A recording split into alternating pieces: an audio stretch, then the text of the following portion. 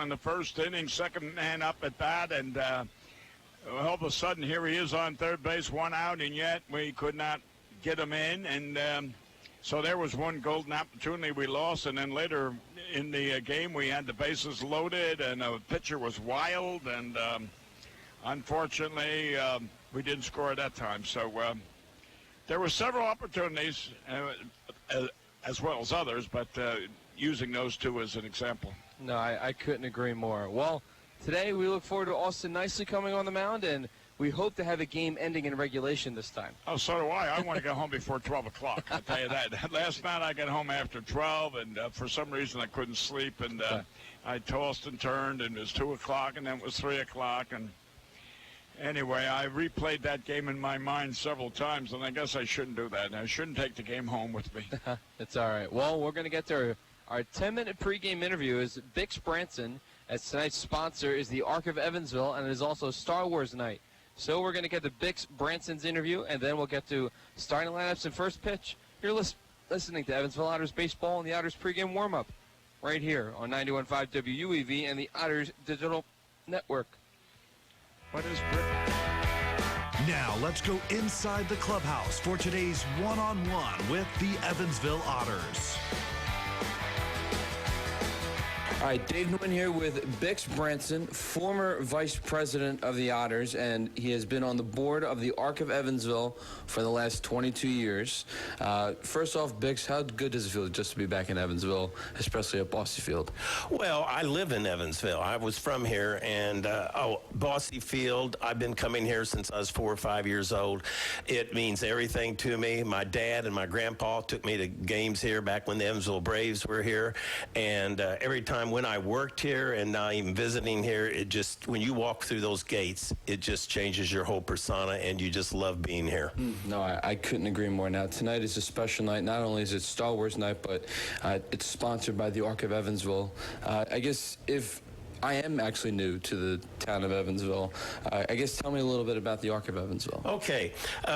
What we do at the Arc of Evansville, we mainly focus on helping children and adults with disabilities that we want to help them achieve to their full potential.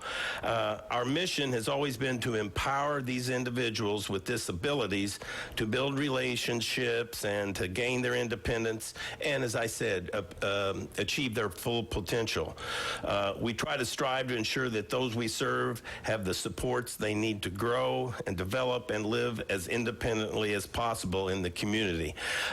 Independence is a big part. You know, the history of serving those with developmental disabilities a long time ago was you put them in institutions and you basically forgot about them and you assumed they didn't have any ability to achieve and go up. Thank goodness today we know that they can go to school, they can get educated, they're out in their community and jobs, and those employers that employ them just praise them totally because they are dedicated, they're focused, and they want to do a good job every day. So every time I run into one of them out in the community, I'm very, very proud. So it seems like you nailed a few on what some of the services you provide, but what overall does the Arc of Evansville provide as far as the services go to those people? So we serve those people with disabilities in a variety of ways. You know, sometimes providing an opportunity for our young children or a Child Life Center to receive high-quality early childhood education, and that is also in an inclusive environment where children with and without disabilities learn. And we also help an individual with a disability learn how to cook, use public transportation, maybe obtain their first job, and to earn a paycheck. There's nothing like, I remember one time talking to a parent, and their child had his first job, and he came home on that Friday on the very first week and walked in his front door beaming, smiling. And his mother, and he said, "Mom, look at this." He had a check in his hand. He said, "I'm just like my sister. I earned a paycheck." And so, you know, when kids in the old days, they would put them in institutions, and here's people being productive members of societies. You know, all that we do is about helping those we serve become more independent and achieve, again, their goals and dreams. the 9 areas in which ARC offers different programs are the Child Life Center, Music Therapy, Community Job Link, Connections for Life, ARC Industries, Day Services for Adults, Behavior Support Services, and also 24/7 residential services and respite services. No, I think that's wonderful. I was a camp counselor at a muscular dystrophy camp in high school, but just in general, I've always had a passion to help people, and I appreciate organizations to help those in need, especially those who want to become a regular member of society. Right, that's exactly right. By the way, if people want to be able to find out more about our services, again, I'm going to say this number twice, but the phone number is 812-428-4500. If you don't remember the extension, just call that number, but extension 378 would be the best one. Again, it's 812-428-4500, or you could go on our website at arcofevansville.org. Now, if I was a local in Evansville, it sounds like an organization I would want to get involved in. So if I were a local in Evansville, how would I get involved in the Arc of Evansville? Okay, there's several ways to get involved, and first of all, if you are part of a group or like a Civitan or some type of group that meets, we'd love to come and talk to those groups and explain who we are, what we do, and how we fit into the community. So that's one way, so we could come and speak to your group. Obviously, we would love to have a donation. Historically, the state of Indiana has provided the majority of funds to fund us, and they still do, but that amount of money has been reduced over the years. So now we really have to raise a lot of the money ourselves, and so a donation, or we also accept in-kind gifts if people are able to do that. So we would take that all. We also have a lot of volunteer opportunities, and just a few weeks ago, a group of 4 or 5 people wanted to volunteer, and we had one room that hadn't been painted in a long time. They came in, and we bought the paint, and they prepared it and painted it, and things like that. We just really appreciate it. We also have our biggest fundraiser of the year is called the Really Big Show, and it's really a talent show of all the people in Evansville, half of which are kind of celebrities. We also have the mayor of Evansville shows up for it every year, and sometimes he performs in it. In fact, he almost always has a bit part in it, and we really appreciate that. So those are some of the ways in which you could volunteer.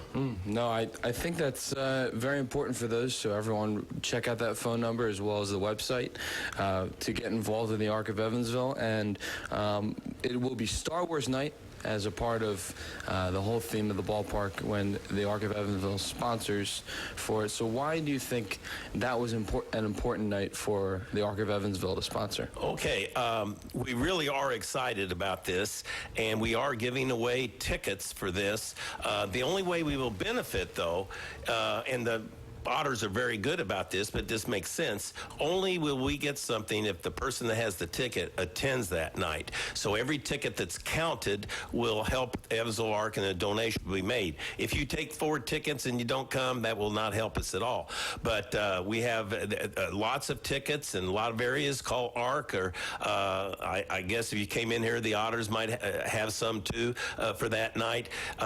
Actually, I was the one that was running the Otters and vice president when we had the very first Star Wars, and I helped get it in here, and I can't believe how many people came and were so excited about these people in the costumes. These people take it seriously. The costumes are exactly like they look in the movies, and especially the young kids just eat it up and come up and want their picture taken with these characters that walk around the ballpark that night. Do you have a favorite character? I really don't, believe it or not. I'm not a major Star Wars fan, but that night I also had my picture taken with 2 different ones, and I still have them, but I don't have a favorite character. No, I don't. Me personally, even though he's a villain, the Darth Vader outfit, just being in his presence, it kind of gives you goosebumps a little bit because you see him on the screen, and now, in a way, he's in live in real person. Yeah, these people that volunteer to do that, they live, most of them within the state of Indiana, but some of them are as far away as Indianapolis, Columbus and even a little bit farther north, and they get together and they do this for not-for-profits, and a lot of times, for a baseball game or something like this, but they all drive here. They don't take any pay. They're volunteering too. All we have to do is supply some beverages and some food for them, but they love doing it, and they know that it's a good cause and that monies will be made to help those less fortunate. Yeah, I think what can also help the people in Evansville come out not only to support the Arc of Evansville and support the Otters, but on the game on August 24th, which when we will be playing this interview, the Florence Freedom are in town, and the Florence Freedom have been the best team in the French. Big Mac is 304. Yes, sir. All right, Bill, welcome back. Thank you to Bix Branson, as he was the former vice president of the Otters, currently involved on the board of the Arc of Evansville. Bill, I got to tell you, we have a packed crowd tonight. Well, they're foreigners. They're from outer space. Why is that? I mean, I saw one guy there, and he had one of those things that kept lightening up, and he pointed at you, and he could vaporize you. Oh, really? Oh, yeah. And then there's another guy. I know. Well, I'm not going to say, but okay. I think they landed a spaceship in the back. Okay. I'm not sure, but they are. I think all these people came just to meet the Star Wars guys. That's right. Darth Vader's in the house, as well as Boba Fett and all the stormtroopers. The Otters are wearing their special Star Wars themed jerseys with Han Solo on the front and the ship that defeated the Death Star on the back. There is a cream uniform with red stripes on the sleeves and on the side, and Han Solo embroidered on the front of the jersey, navy blue letters and numbers, and then the ship that destroyed the Death Star on the back. We have the Florence Freedom in their traditional road uniforms, red uniforms. They wore grays last night, as last night was kind of classy. Grays for the Florence Freedom, and the Otters were in their navy blue uniforms. Austin nicely on the mound for the Otters, coming in with a 5-7 record and a 4.67 ERA. The last time Nicely faced the Florence Freedom, it was one of his shorter outings where he went only 4 innings and allowed 6 runs.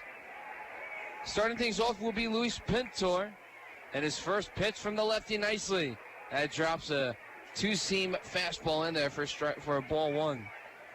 Nicely likes the 2-seam fastball, the fastball, and the curveball. Well, just a real quick thing. The Central High School band is marching in front of us. Here's a pop-up. Now it's shallow territory towards right field. McNamee gets there and makes the catch, and there's one away. Real quick, the Central High School band played the national anthem. I'll tell you what, they were good.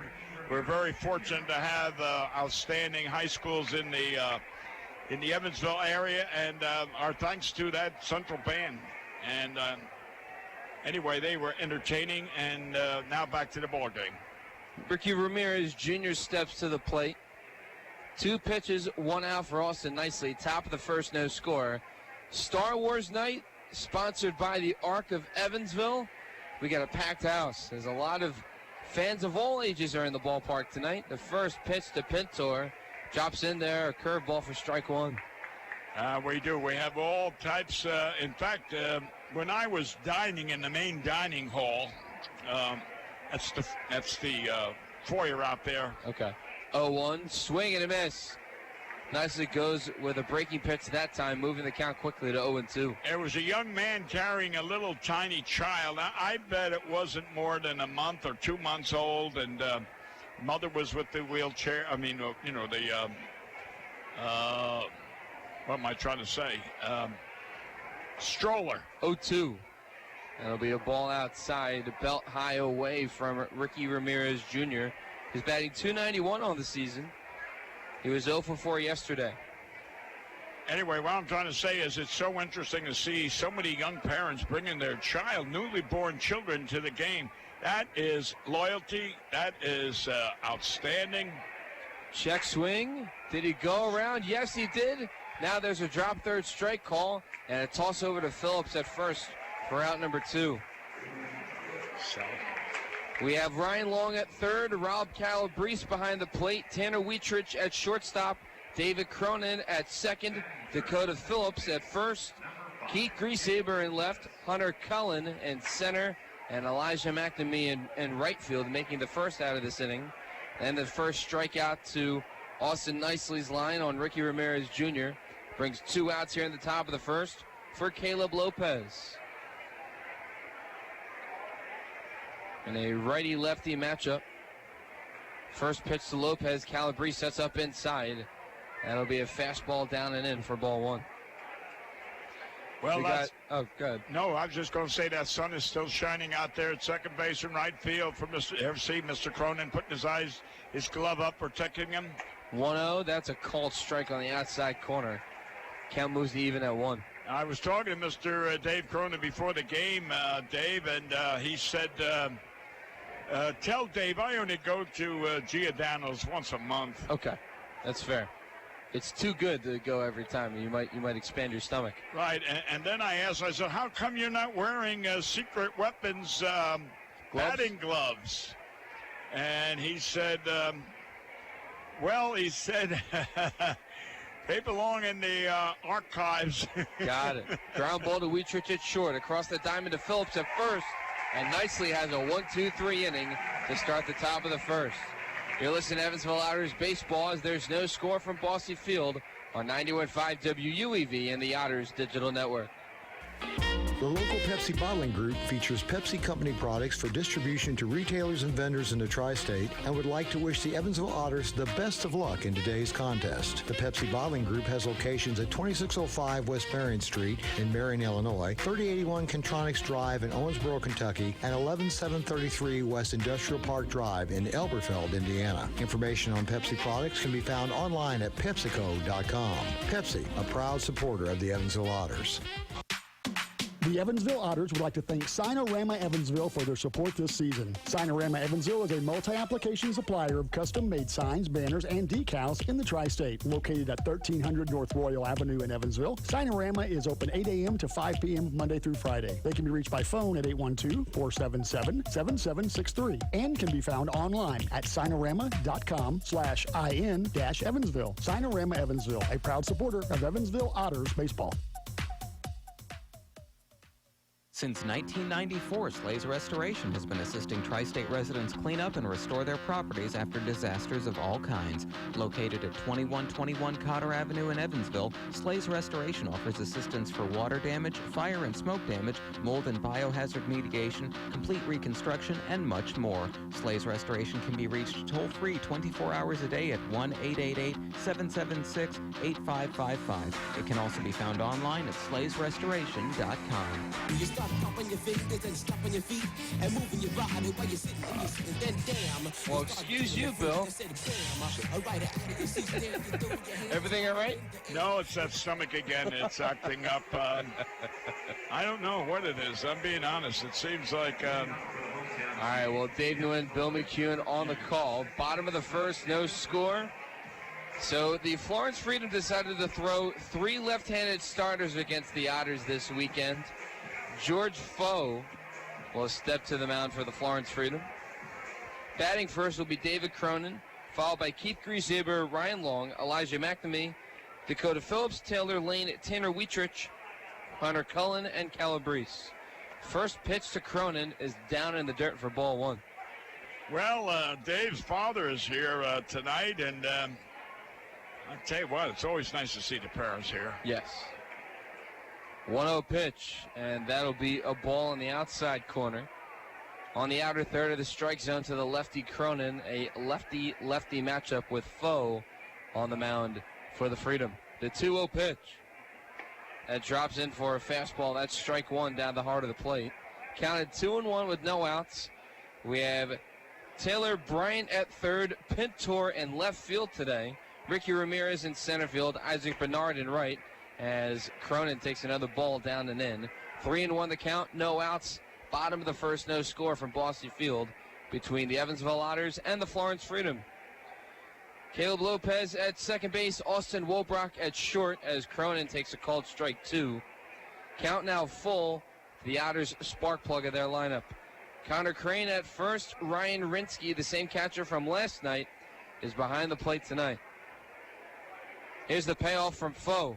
That'll be outside for ball 4. So Cronin works a 6-pitch walk and extends his on-base streak to 15 consecutive games. Yeah, I know. I heard you telling his father that he has that 14-game on-base record going, and now it just extends to 15. So that's really good. And we had Keith, what was it, a couple weeks back, he had, 20-some games? 29. 29. And 19-game hit streak. Yeah, so, they're pretty good establishments. Mm-hmm. Keith Grieseber to the plate, Cronin on first. Keith had the one-out triple last night and was unfortunately stranded. Here's the first pitch. Grieseber will show bunt, pulls his bat back. That'll be a called strike. 0-1 the count to Keith Grieseber. Batting .287 on the season. He was 1 for 3 yesterday with his triple, and he had the RBI hit by pitch when the bases were loaded in the 7th. 0-1 the count. Foe, the lefty, will check Cronin at first. Checks him once more, now fires an 0-1, and time has been called. And I'd like to wish a happy birthday to Brody. Brody is well, you know, so you're celebrating his birthday. Happy birthday. I've seen it in the past, Dave, where the runner gets on, starting the game just like Cronin did. 0-1, check swing, and that's a foul ball down the first base line. It appeared that Keith Grieseber was about to swing at a high fastball, couldn't get his bat back in time, and now it's at 0-2. Yeah. Well, what I was about to say, I've seen the leadoff runner get on, or batter get on, and on the first pitch, steal. So I'm okay with that. Well, I generally like to see what the here's a shot to center field, but playable for Ricky Ramirez Jr., one away in the bottom of the first. Pretty good wood on that ball on that. I can agree. Well, getting back, I always like to study the pitcher and see what mistakes he makes, if any. And just get a feel for how he delivers. Right. That way, when you can get his timing down, you can send the runner to second base. Right, exactly. By the way, I like that haircut you got right there. Oh, yes. I knew a couple of people wanted my autograph. And I said, well, I got to be in disguise. Incognito? Yeah, and I think they were I don't know, I think they worked for the government, the ones that wanted me. Ryan Long gets a count at 1-0 after a ball down and away. 1-0 the count in another lefty-lefty matchup. Foe will fire a 1-0, and Ryan will swing and miss at that pitch, making it an even count at 1. Foe went off speed as he went down and away once more. It's an even count at 1. Unfortunately for Ryan last night, he was 0 for 5 with 3 strikeouts.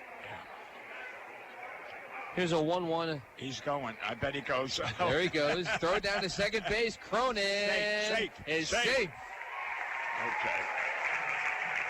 Okay. Successful swiped bag for David Cronin. It's a count at 2-1 with 1 out. Ryan Long now has Cronin in scoring position. That was a good throw by Kinski, but again, Rinsky, but Cronin had a great job. I mean, he telegraphed it as far as I know, but there's a foul ball behind home plate, and the count is now even at 2.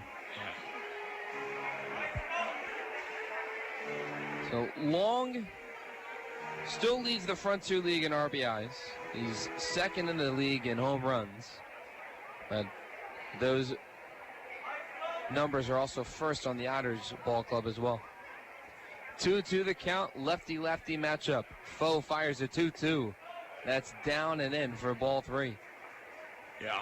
Well, we can't assume now that this is going to be a strike. So last night it was. Well, Ryan got called out twice last night on abbreviated swings. He rotated the hips, but he didn't follow through with the bat. Here's another payoff pitch from Foe. That'll be ball 4. Okay, now we just learned something, if I may. You had 3 batters. And out of those 3 batters, this young man out there, the mound has walked 2 of them. So that's, in a way, that's trying to tell you something that, hey, don't be too anxious up there at the plate. Wait until you get your pitch. In the meantime, he may walk you. Patience, last time I checked, is a virtue. You were advertising last night how we won 1 game in Southern Illinois where the pitcher walked 4 different batters, and that's how we won the game. Yes. So, again, sitting and being patient, 4 walks, hey, we won the game. To the plate now is Elijah McNamee with runners on first and second, and McNamee swings for the fences right there. It's a high fastball from Foe. 0-1 the count with 1 out. And you described that pretty good, Dave. It was a high fastball up over the letters, and he undercut it. I mean, he missed that by at least 2 foot, undercutting. 0-1 the count to Big Mac. Cronin on second, Long at first. They both reached on walks. 0-1. That'll be a fastball down Main Street, moving the count quickly to 0-2. Right. See, now swinging at a pitch that was a ball, it got himself in the jam right now. So now, with 2 pitches in the at-bat, McNamee needs to guard the plate. Yeah. He'll wave the bat back and forth. No score, bottom of the first, runners on first and second for the Otters. 0-2, ground ball foul down the third base line. Broken bat. It was hit off the handle, and I'll guarantee you broke the bat. Yeah, McNamee was not happy with himself on that swing, and now he'll probably need to get a new bat. So while we got some time, here's the Otters batting order. 1-3 is Cronin, Griesaber, Long. 4, 5, and 6 is McNamee, Phillips, and Lane. 7, 8, 9, Wietrich, Cullen, and Calabrese. Foe on the mound. He's got a record of 2-3 and a 4.63 ERA. His last 2 starts both resulted in losses. McNamee's got a new bat. Here's the 0-2. That's a ball inside, knee high. Count now at 1-2. I'll tell you what, we have an outstanding crowd here tonight. I mean, those seats are all over from left to right, and even the Bud Light patio is filled. Great night for baseball, as it is kidding. Star Wars night. The 1-2. Foe goes off speed. He tries to get McNamee to chase an off-speed breaking ball that's upstairs. McNamee doesn't bite. It's a count even at 2. Well, where can you find a better part of entertaining for $6? After all, the high school football games were last night. Got nothing to do tonight. Come on out to the Otters. Absolutely. The 2-2 pitch. This will be a fly ball. Foul territory, first base side. Crane is there, and he squeezes the glove in there for out number 2.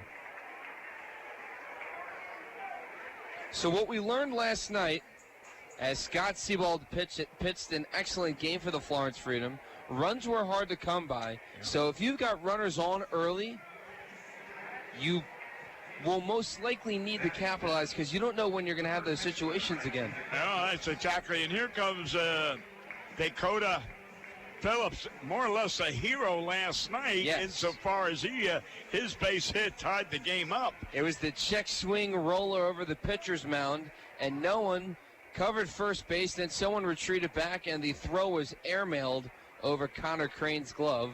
The first pitch to Phillips is inside for ball 1.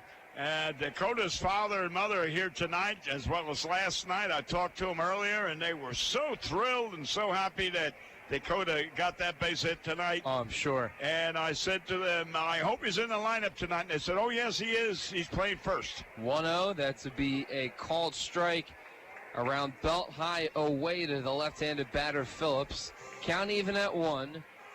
2 outs. Runners on first and second for the Otters. You know, you meet a lot of these parents, like his parents and now Phillips's parents. 1-1.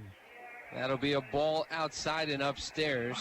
And count now at 2-1. Another T is here, and we've met so many of the Otter players' parents, and I'll tell you what, after you meet them and you get introduced to them and you talk with them, then you understand why their sons are such gentlemen. That's right. And they represent the Otters well. Yes. Ground ball foul down the first base line, and it's a count even at 2 to Dakota Phillips. So Phillips came in last night in a pinch hit situation with Elijah McNamee on second base. Was not counted as an RBI because there was an error on the throw. Right. The single counted, and the run did score, but it was not a run driven in. Right. Because he advanced from second on the error. Yes. Good analysis. Foe will come set, takes a deep breath. 2-2. A called strike 3 on the outside corner. Phillips doesn't agree with the call as he's retired for the third out of the inning. We are 1 up, 1 down here at Boston Field on Star Wars night. Scoreless game on 91.5 WUEV and the Otters Digital Network. SRG Global, a Guardian company, would like to wish the Evansville Otters the best of luck in today's contest. Founded in 1932, SRG Global is one of the world's largest manufacturers of chrome-plated plastic parts, the automotive, commercial truck, and household appliance industry. Located locally at 601 North Congress Avenue in Evansville, SRG Global can be found online at srgglobal.com. They can also be reached in Evansville by phone at 812-477-6151. The Tin Fish Restaurant is located at 707 State Street in Newburgh, Indiana. Independently owned and operated, the Tin Fish menu featured salads and sandwiches, as well as seafood platters and combos, and seafood burritos, tacos, and burgers. The Tin Fish Restaurant is open 7 days a week from 11 a.m. to 8 p.m. They can be reached by phone at 812-490-7000. Visit them online at tinfishnewburgh.com. The Tin Fish Restaurant, proud supporter of Evansville Otters baseball. Injury.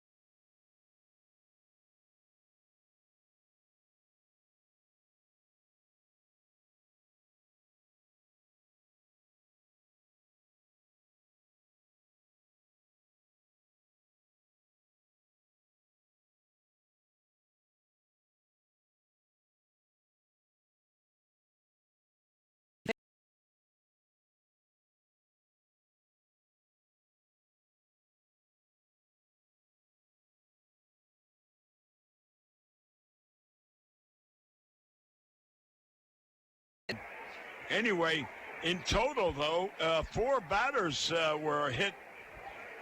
4 Florence batters was hit, and 1 Evansville. Now, not as unusual to have 5 batters be hit by the pitcher. That generally, in the old days, that would have meant a brawl out there. Yes. Fists would have been flying. Or unless it's Red Sox Yankees. Well, they'd start a fight even if you said hello. Yes. There's an even count at 1 to Mercurio. Nicely had a 1-2-3 inning back in the first, coming in with a record of 5-7. Well, his last loss was against East Florence Freedom back in Florence, Kentucky. Here's the 1-1 pitch to Mercurio. It's a pop-up, foul territory, first base side. Cronin says, I got it, and he'll squeeze the glove in there for out number 1. Cronin has done that quite a bit this year. There are times whether he's in foul territory in the first base side or he's out in right field. When I was talking to Elijah McNamee earlier, he said, I'd come in, right? And then Cronin would say, hey, back off, I got it. Oh, really? Every once in a while. I think Cronin likes to show his leadership and a little bit of his swagger and confidence at the same time. It's good characteristics you need in a ball club. Yeah, I'll tell you what, his father is very energetic and interesting. Yeah. So the plate is Isaac Bernard. He had the 2 RBI double back in the 8th inning last night to, at the time, give the Florence Freedom the lead before Phillips tied it up in the bottom of the 8th. That was a big double to left center, and I think Keith got hurt on that play. I should have asked you to ask him if he did get hurt, because again he was on one knee out there in that outfield for again 2 or 3 minutes, and Then he strolled back. He didn't hustle back to center. He strolled back. Here's the 1-1, and that's a called strike 2. Nicely goes to the fastball there. Count now at 1-2, 1 out, top second, no score. Again, just to let everybody know, we have a really good crowd tonight. Feels like a sellout. Oh. Well, we'll find out afterwards.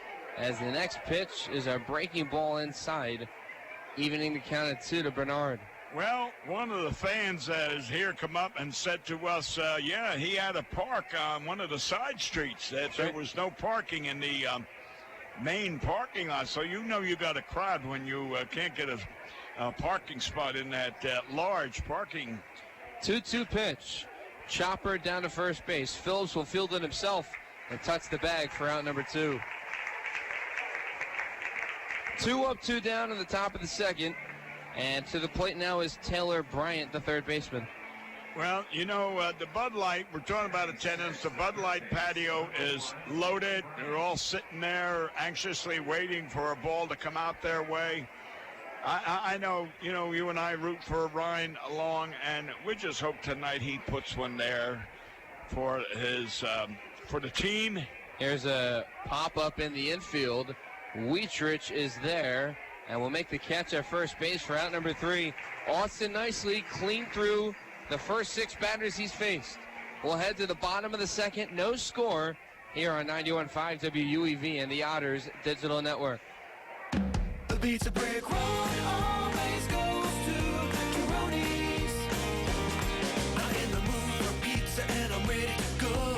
The pizza brick road goes to Tyroni's. So follow me down the pizza brick road. Road down to Tyroni's. The pizza brick road. The pizza brick road always goes to Tyroni's. No matter how large or small your digging project, no matter how urban or rural, you must always call 811 before any digging project. 811 is our national one-call number, alerting your local utility companies to come out and mark any lines they have near your dig site. So before you do this or this, make sure you do this. For digging projects big or small, make the call to 811. Brought to you by Indiana 811. The International Brotherhood of Electrical Workers, Local Chapter 16, would like to take time to say, Go Otters! The IBEW Local 16's jurisdiction includes 13 counties in southwestern Indiana, as well as Wabash County in Illinois. Its members are divided into several categories of electrical work, including inside construction, maintenance electric, residential wiring, and sign classifications. More information on IBEW Local 16 can be found online at IBEW16.net.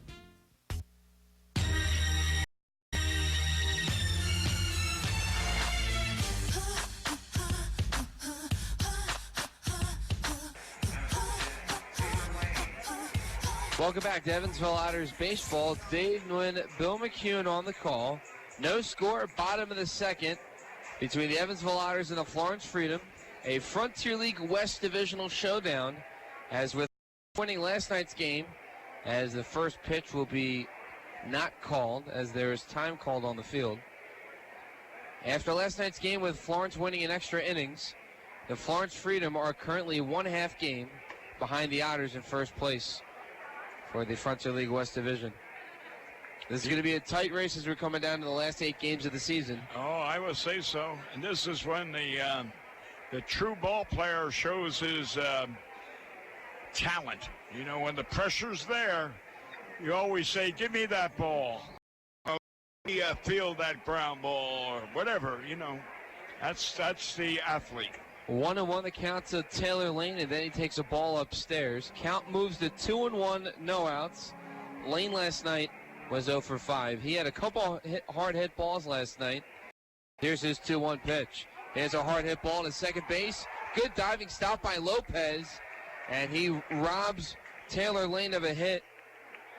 Lopez throws over to first for out number 1.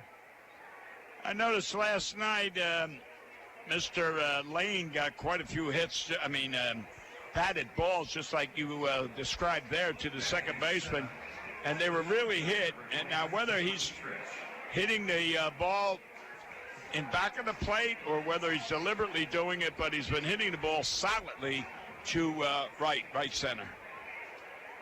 To the plate now is Tanner Wietrich.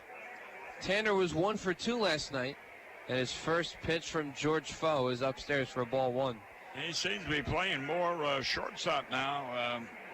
I don't know, maybe JJ's hurting or something, but whatever, Tanner's up there now. 1-0, and that'll be a ball in the dirt, goes behind home plate. Count at 2-0. Wietrich hitting .260 on the season. As an Otter in his Frontier League career is hitting .287. Wietrich was 1 for 2 last night with a walk. He also scored a run. Here's a foul ball down the first base line. Wietrich scored on the hit by pitch to Keith Grieshaber last night in the 7th. And that run at the time gave the Otters a 2-1 lead heading to the top of the 8th. Here's the 2-1 pitch. And that'll be a breaking ball at the knees of Tanner Wietrich, and the count is now at 3-1. The first inning, we walked 2 batters, Cronin and Long. 3-1. Here's a shot to right field. Going back is Bernard, and that goes all the way to the right field wall. Wietrich standing at second with a 1-out double. Okay, you got Bernard out there in right field, and boy, he misjudged, misplayed. First, it was like a football end going out. He was looking over his right shoulder for the ball. Then he switched to look over the left shoulder, and then he went back to the right shoulder. In essence, he didn't know where the ball was. And the Otters benefited from that. They got Tanner on second base with 1 out. To the plate now is Hunter Cullen. And his numbers against the Florence Freedom are rather impressive. When talking to the opposing broadcaster, Aaron Brody, it seems that Hunter Cullen is the Florence Freedom killer. There's always that person in the lineup. First pitch to Cullen is ripped foul down the first base line. I'll read you your numbers that Hunter has against Florence. Entering this series, he has 7 runs scored. 2 of those runs were game winners at Boston Field on walk-off runs. He has 3 home runs, 5 RBIs, 9 hits, and 4 doubles against the Florence Freedom this season. He has an 0-1 count. Wietrich on second. Next pitch to Cullen is outside for ball 1. You know, just to emphasize one of the points you brought in there, Dave, we had one of the ball players that was an Otter, and whatever happened, I don't know. We traded him, released him, or whatever, I don't know. But he ended up with another one of the Frontier League teams. 1-1. Here's a shot to shallow left field, and that's going to drop for a hit. The ball went over Woolbrock's head, the shortstop, and playing shallow, or playing deep, was Pintor. That allowed Cullen to get a blooping single. And now the Otters have runners on the corners with 1 out. Well, you said that Mr. Hunter had great offense against the Florence team here, and it just showed it. But getting back to the ball player I was talking about, he was a catcher, and his name was Gigello. I used to always call him Jello. Right. And anyway, Gigello, every time he played against us, whether it was here in the other field, he killed us. With home runs, with doubles. He was our menace. So you're right. To the plate now is Rob Calabrese. He's got runners on the corners with 1 out. Here's the first pitch. A ground ball to third. He can't field it cleanly. As an overthrow to second base. Wietrich scores. Cullen on his horse. He gets to third. Reaching on an error is Rob Calabrese. Wietrich comes home, and the Otters are on the board. Well, in a way, he had 2 errors for the third baseman, Brandt.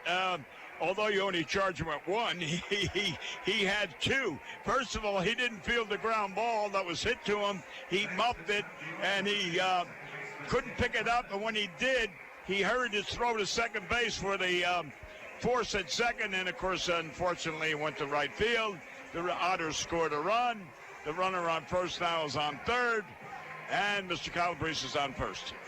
Great description there, Dave. Way to go. I appreciate it. So Cronin, with Dad in the stands, has runners on first and third rather, with one out. Otters are on the board 1-0. First pitch to Cronin, ground ball that's through the hole, the right side of the infield. An RBI single for David Cronin. Scores Cullen, make that 2-0 Otters. And make it a little silver star because Dad is in the stands, and he said, next time you come to Chicago, Dave, I'll stop in at Giordano's, and the pizzas are on him. Sounds good to me.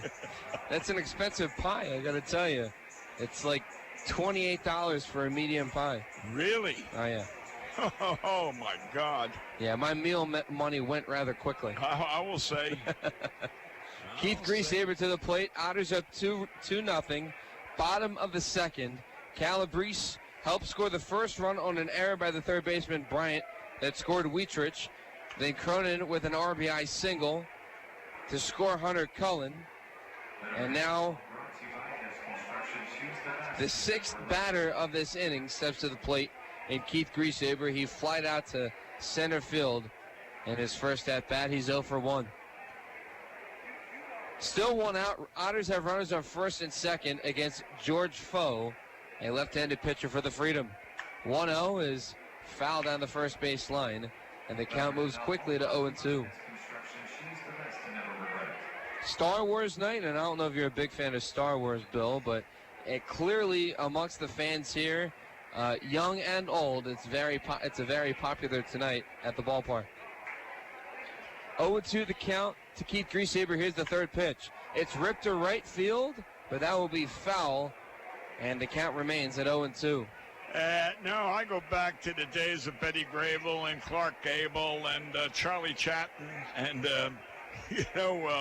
Tommy and Jimmy Dorsey.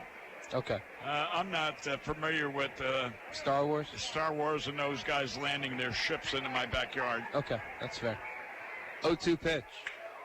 Ripped to left field. That's going to drop for a base hit. Holding at third is Calabrese, as Pintor, an infielder playing left field today, has a strong arm.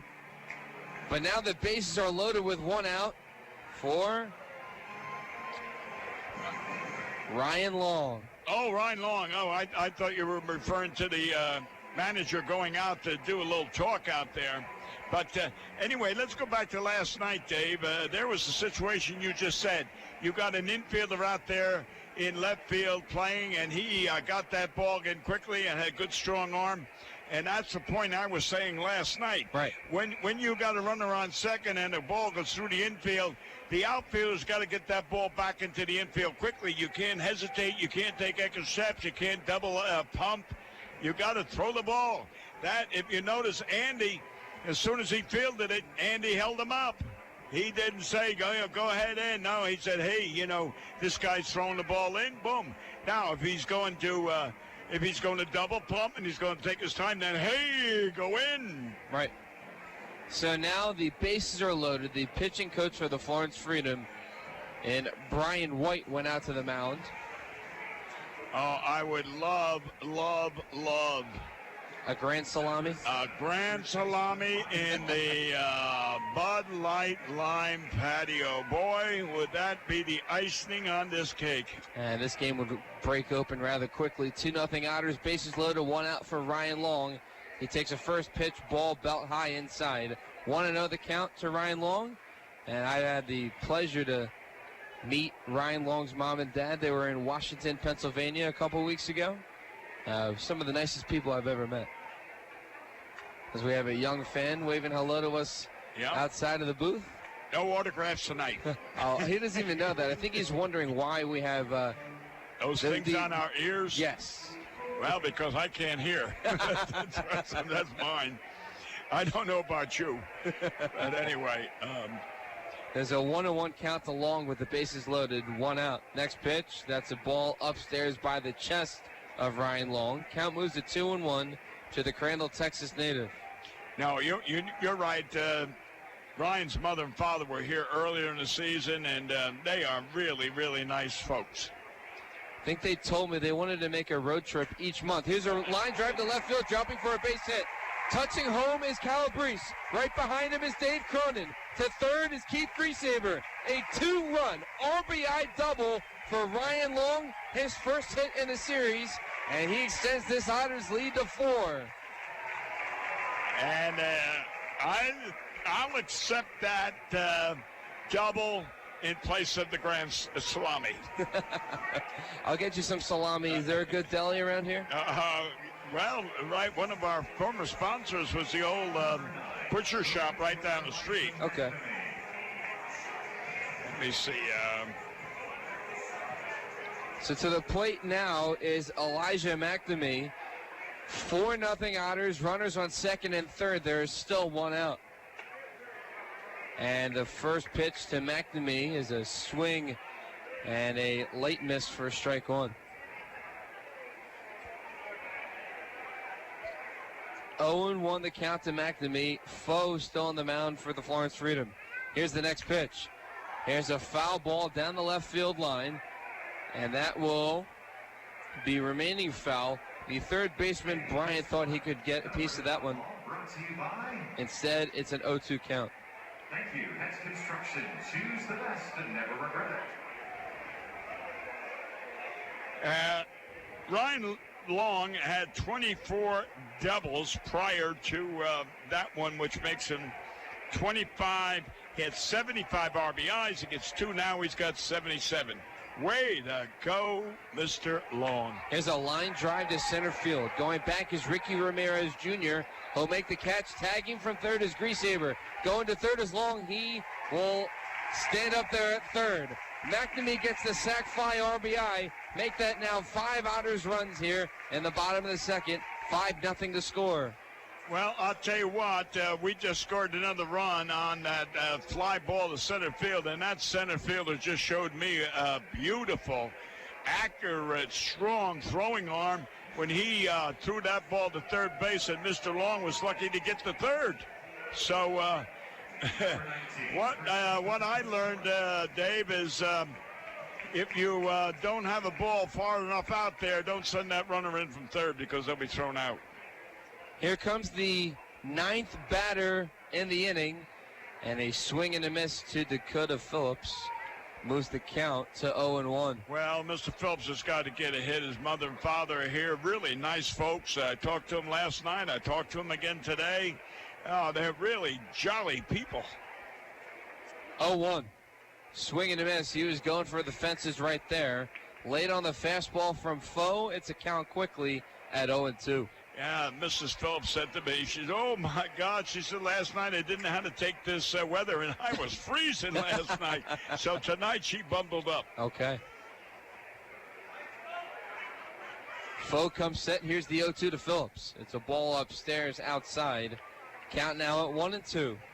So this inning started with 1 out. Tanner Wietrich doubled. Cullen singled. Calabrese reached on the error to score Wietrich. RBI single by Cronin. 2 RBI double by Long. And sac fly by McNamee. And there's a swing and a miss for Phillips to end the inning. Otters tack on 5 as we head to the third. 5-0 Otters to score on the Otters Digital Network at 91.5 WUEV. The Evansville Otters would like to thank the Evansville Courier and Press for their support and coverage of Otters baseball. The Evansville Courier and Press provides news, sports, and weather coverage to the Tri-State, both in a print and online edition. The Evansville Courier and Press can be found online at courierandpress.com, as well as on Facebook, Twitter, Instagram, and Pinterest. The Evansville Courier and Press, a member of the Journal Media Group. 3-1. Here's a shot to right field. Going back is Bernard, and that goes all the way to the right field wall. Wietrich standing at second with a 1-out double.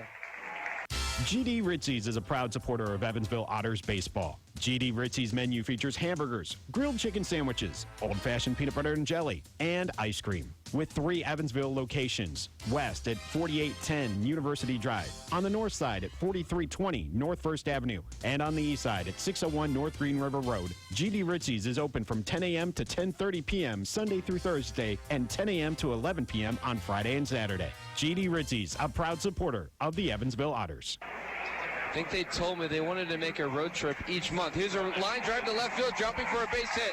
Touching home is Calabrese. Right behind him is Dave Cronin. To third is Keith Griesaber. A 2-run RBI double for Ryan Long, his first hit in the series, and he extends this Otters lead to 4.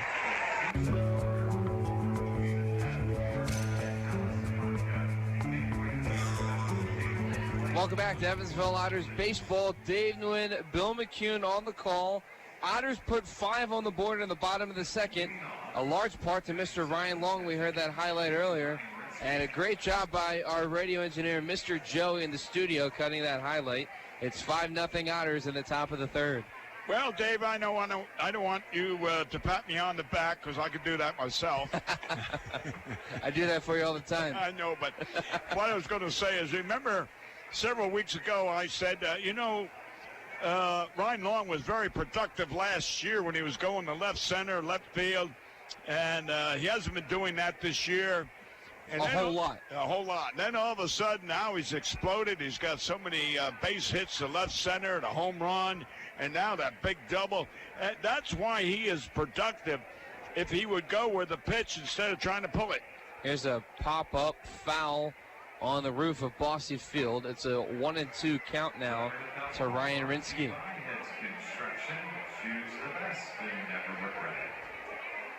So the Otters scored 5 runs in the bottom of the second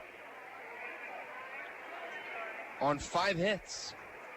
1 error, and there are runners left on one runner left on third in Ryan Long. Another pitch from Nicely goes in for a ball. It's now an even count at 2. Here's another pitch. It's fouled away, and the count remains even at 2. And this must feel nice for Austin Nicely, the irony in that phrase, is he's now pitching with a lead, and a pretty big one. It's a comfortable lead, but again, don't get too complacent. A good word. Okay. Strike 3. 1 away. Oh, Ryan, our good friend Ryan, the Ramapo boy. That's right. To the plate now is Austin Wolbrock. He was 1 for 5 yesterday with a single, a run scored, and 2 strikeouts. You know, I used to know him almost every baseball field, college field in New Jersey, New York, Pennsylvania. And now, I can't recall, I'm thinking. First pitch, chopper to Cronin. Throws over to first to Phillips. That's 1 pitch, 1 out. Make that 2 here in the top of the third. What I was going to say is, I can't even think right now how I got to Ramapo. I know when you went up the Parkway, but where I got off, I don't recall. It's amazing that how quickly you forget. Yeah, sometimes I forget what I say yesterday. I've learned over time that sometimes you need to have a short-term memory and forget what you said when you're on the air. Well, I'll tell you what, you do a good job on the air. I can't... There's a first pitch strike to Connor Crane, moving the count to 0-1. I can't offer you any suggestions because I don't know what I do myself. I've also learned, because it's a long conversation that we have, it's an extended 3. Last night was a 4-hour, 15-minute conversation with breaks in between. Is that what it was, 4 hours? Yeah. Oh, my God. That's why you went to bed so late. Yeah. 0-2 the count quickly to Connor Crane. Nicely from the belt, fires an 0-2. As a ground ball to Phillips, and he'll touch the first base bag. 3 straight clean innings for Austin Nicely. We head to the bottom of the third. Otters up 5-0 on 92.5 WUEV and the Otters Digital Network. Heritage Federal Credit Union has 7 full-service branches in both Evansville and Newburgh, serving more than 38,000 members. Membership is open to anyone who lives, works, worships, or attends school in Vanderburgh or Warwick County. Heritage Federal Credit Union offers mortgage and consumer loans, checking and savings accounts, as well as online banking for members. Heritage Federal Credit Union can be reached toll-free by phone at 1-800-858-1693. It can also be found online at hfcu.info. The Hoosier Lottery began selling lottery tickets on October 13, 1989. Since then, the Hoosier Lottery has offered hundreds of different games, awarded prizes to millions of players, and given billions of dollars to the state of Indiana. The Hoosier Lottery's mission is to responsibly provide innovative and entertaining lottery games for the benefit of the citizens of Indiana. To learn more about the Hoosier Lottery, visit them online at HoosierLottery.com. The Hoosier Lottery, a proud supporter of Evansville Otters baseball. The International Brotherhood of Electrical Workers, Local Chapter 16, would like to take time to say, Go Otters! The IBEW Local 16's jurisdiction includes 13 counties in southwestern Indiana, as well as Wabash County in Illinois. Its members are divided into several categories of electrical work, including inside construction, maintenance electric, residential wiring, and sign classifications. More information on IBEW Local 16 can be found online at IBEW16.net.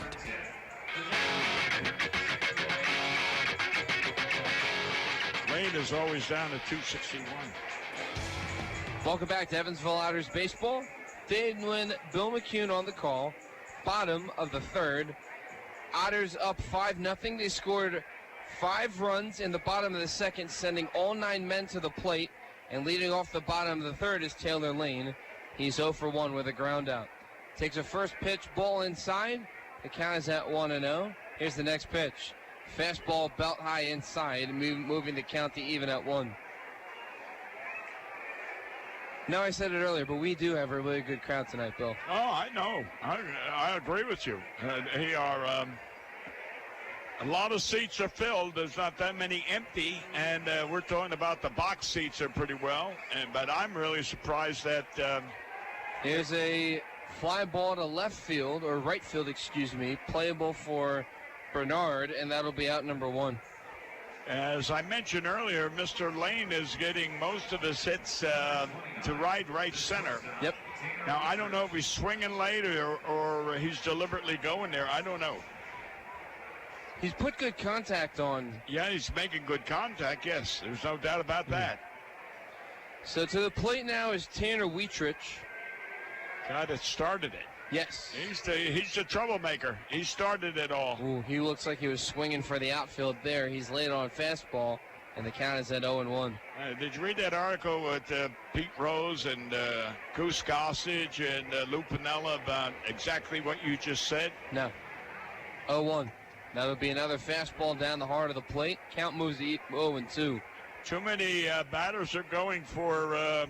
Swinging for the fences. Swinging for the fences, and the strikeout ratio has climbed. That's right. 0-2 pitch. A swing and a miss, but it's a drop third strike. Rinsky throws down to first to complete the out. There's 2 away. So 2 up, 2 down in the bottom of the third for George Foe, after the Otters put a 5 spot on him in the bottom of the second. Yeah, and here comes, you said, the menace of the Florence team. This guy is on more times than... Sliced bread? Yeah. Yeah, I like that. Ready to go. Sliced bread. Sliced bread, yeah. Like, there's that saying, the greatest thing since sliced bread? No, I was absent that day. Okay. He said that. So was I. First pitch to Hunter Cullen will be down and away for ball 1. Hunter's 1 for 1 with a single and a run scored. His 10th hit against Florence this season. Here's the 1-0. Line a soft liner, and that'll be caught in the air by Bryant at third base for out number 3. Yeah. Otters are retired in order. We are 3 up, 3 down in Bossy Field. 5-0 Otters the score on 91.5 WUEV and the Otters Digital Network.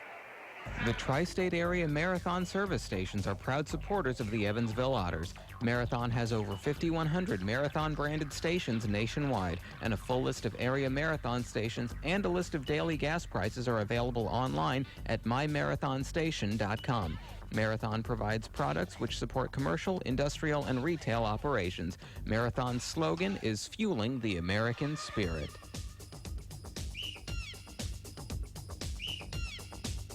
This Evansville Otters broadcast is made possible through support from New Image Travel. New Image Travel provides motor coach charter service to the United States and Canada with pickup within a 150-mile radius of Evansville. A full list of New Image Travel's offerings can be found online at newimagecharter.com. New Image Travel can be reached toll-free at 1-800-432-6213. New Image Travel, a proud supporter of Evansville Otters baseball. Why Old National Bank? Old National Bank began in 1834 with just one room and a passion for helping people prosper. Today, we are honored and grateful to be the financial partner for so many businesses, families, and individuals like you. From our commitment to safety and security to our promise of service that will exceed your expectations, we want to be your bank for life. Old National Bank, member FDIC.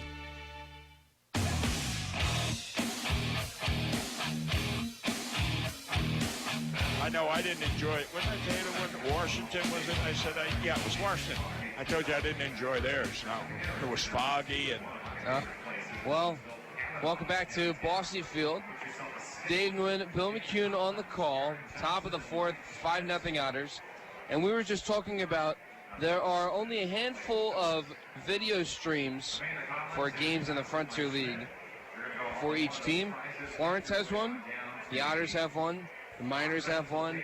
Washington has one. Lake Erie has one. And I believe that's it. The Gateway Grizzlies have radio.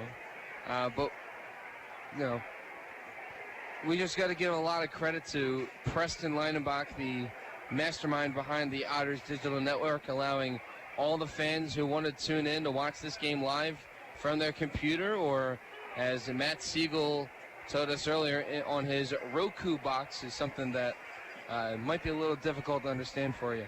Yeah, no, it was confusing what he said. He went to Walmart and bought something for $50 or something, and 0-1 ground ball, long cuts off Wietrich, throws over to first, one away. Retired is the top of the order, and Luis Pintor, he's now 0 for 2. Yeah, something about he could watch our game on his big screen TV. Yeah, and so that's amazing. Basically what you do is this box that you buy, so just a one-time fee, you pay for it, is if you have internet in your house, you put your internet code into the box, and then you plug the box. There's a cord from the box to your TV where you can watch the Otters Digital Network. Well, I'll have to get my granddaughter to do that for me. All right. Amanda can help you out. Oh, yes. First pitch to Ricky Ramirez Jr. is down and away for ball one. So you said Amanda graduated from TCNJ, correct? Right. What is she doing now? She's a nurse on the last shift in the Princeton Hospital. 1-0, soft foul ball down the first base line, and the count is even at 1. So she's the night shift. She works 12 hours night shift. She loves it because she loves it. Oh yeah, she says because there's nothing to do. All the patients are sleeping. that's why she likes it. She said all those old timers. She said they go to bed early. Oh yeah, they're gone by the time she walks into the doors. Yeah. So well, they are sleeping by the time she walks in to start work. Right, and they're sleeping when she leaves. 1-1. It's a breaking ball in the dirt, and the count moves to 2-1 to Ricky Ramirez Jr. Ricky is 0 for 1 today with a strikeout. He was 0 for 4 last night with 2 strikeouts and 2 walks, as well as a run scored. Right now, he's 0 for 5 in the series. A lefty matchup, ground ball right to Dakota Phillips. He'll touch the bag himself. 2 up, 2 down here in the fourth. That is the third ground ball that Phillips Dakota has fielded, and we're in the fourth inning. And that is extremely unusual for a first baseman to get 3 ground balls this early in the game. Yeah, Amanda's sister, Caitlin, just went back to school today in Westchester, and she was... Westchester University? Yeah, and she was driving, and she called me to say she was on her way. Oh, that's very nice. Oh, yeah, that's my love and joy. First pitch is up the middle, a base hit for Caleb Lopez, and unfortunately for Austin Nicely, the no-hitter is over. Right, first base hit. You know how many times have we had within the last 2 weeks how we have had our Otter pitcher go into the 4th, 5th, and 6th inning without giving a hit. That's right, especially Nicely. Yeah, and this is really a great tribute to the Otter pitchers who, I don't know, really are juiced up. So the first hit is aboard for the Florence Freedom with 2 outs. Caleb Lopez at first base. To the plate now is Andre Mercurio. He was 0 for 4 yesterday with 2 hit-by pitches. Nicely from the belt, checks the runner at first. Here's the first pitch. That'll be down and away for ball 1. Did you read in the paper today there was a Met pitcher that pitched and won last night and hit a home run? And it's twice that he's done that home run was contributing to his win. Oh, wow. And it hasn't been done since someone did it, hit a home run and pitched a win back in about 1943 or something, but no one has ever done it twice. Here's a shot to center field, but Cullen is there, making the catch, making that play look routine. For out number 3. I don't want to say nothing, but, you know, if Hunter was out there last night, that guy wouldn't have gotten that double. I'll tell you that, because he roams. Well, anyway. Okay. He's like a gopher out there. That's right. Well, we'll head to the bottom of the 4th inning. You listen to Evansville Otters Baseball as they're up 5-0 on 91.5 WUEV and the Otters Digital Network. WUEV listeners, you can catch Evansville Otters baseball this week, Tuesday through Sunday on 91.5 FM WUEV. And remember, the Otters pregame warm-up begins 15 minutes prior to first pitch. You can listen on 91.5 FM, WUEV.org, EvansvilleOtters.com, and through TuneIn Radio. It's Evansville Otters baseball on WUEV.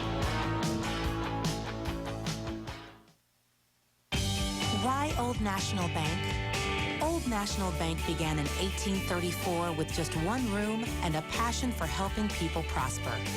Today, we are honored and grateful to be the financial partner for so many businesses, families, and individuals like you.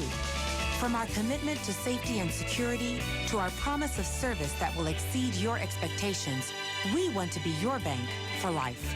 Old National Bank, member FDIC.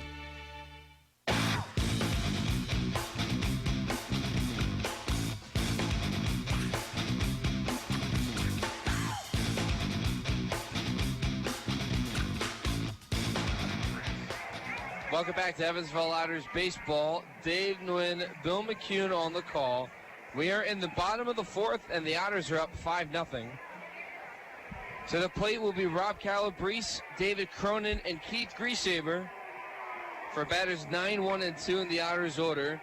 Rob reached on an error by the third baseman Bryant that allowed Tanner Wietrich to score. Right now he has an 0-1 count. Really good crowd tonight as the fans are cheering for hopefully a free t-shirt thrown to him. Next pitch to Calabrese. That's inside for ball 1. You know, I'll tell you something, Dave. I paid one of those girls $5 to throw one to me. And she didn't. The guy in front of me leaped up in front and grabbed it. Oh, no. Calabrese then takes a high pitch upstairs and inside, moving the count to 2-1. No outs. Bottom 4, 5-0 Otters. They scored 5 runs, sending 9 men to the plate in the second. RBIs from McNamee, 2 RBIs from Ryan Long, as Calabrese swung for the fences right there. Falls for a high fastball. It's a count even at 2. And David Cronin also had an RBI single. I'm going to say from both dugouts, right field, Otter dugout, and third base visiting dugout, every seat from the box seats up to the top is filled. That's right. It's just a scattered opening of seats, say, in the far left field and right field. My God, what a great crowd. I'm changing my estimates to 4,700. Okay. Star Wars night, pretty popular amongst fans of all ages, as Calabrese will foul this pitch down the first base line. The count remains full. And I don't know if I told you yesterday, but Rob said that he can see South Amboy. Right, you did mention that, and I said I'm going to wave to him when he goes back home during the winter. Payoff pitch. That'll be ball 4 at the feet of Calabrese. Calabrese now works a 6-pitch walk to begin at the bottom of the 4th. Back in the 1920s, there was a picture of an old Model T Ford driving from South Amboy over to Tottenville, the Raritan River, or Raritan Bay, whatever you want to call it, which is the Atlantic Ocean, was so frozen that they could drive the car across. Of course, now you remember, Model Ts, they didn't weigh too much. To the plate now is David Cronin.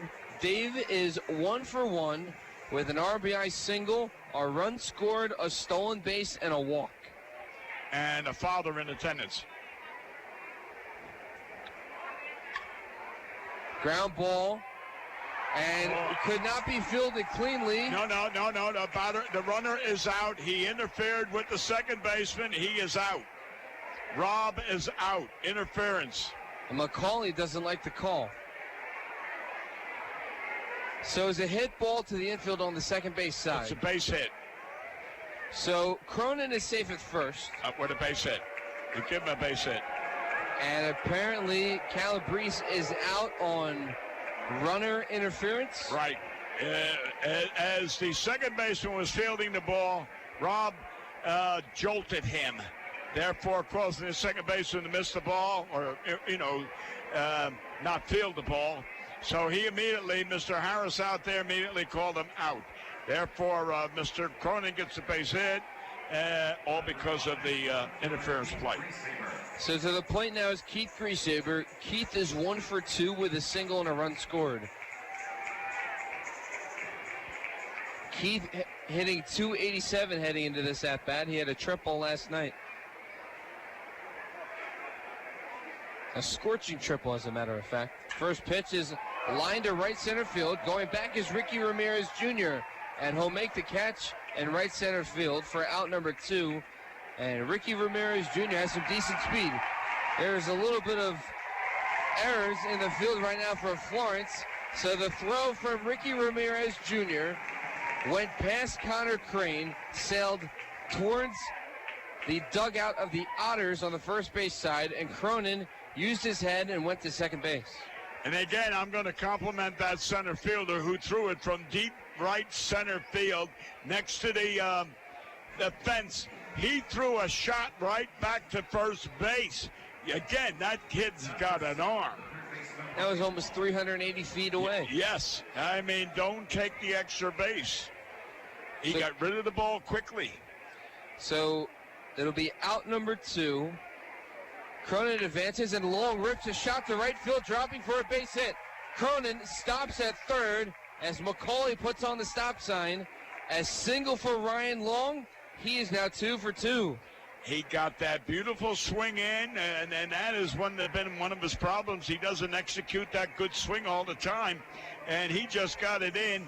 And Andy was over there right. I mean, that was hit so far hard that the right fielder fielded the ball on one hop, and therefore then Andy held him up, which was the right thing to do. There was no way he could score. So the Otters have runners on first and third, 2 outs. They're up 5-0 with Elijah McNamee at the. And getting that ball in quickly was the right fielder in Isaac Bernard. And a good job by Macaulay to put on the stop sign for Cronin. Yeah. Cronin would have been out by 50 feet. That's right. 1-0 the count to McNamee, who had the sac fly RBI in his last at-bat. Here's the 1-0 pitch. Ground ball foul down the third base line.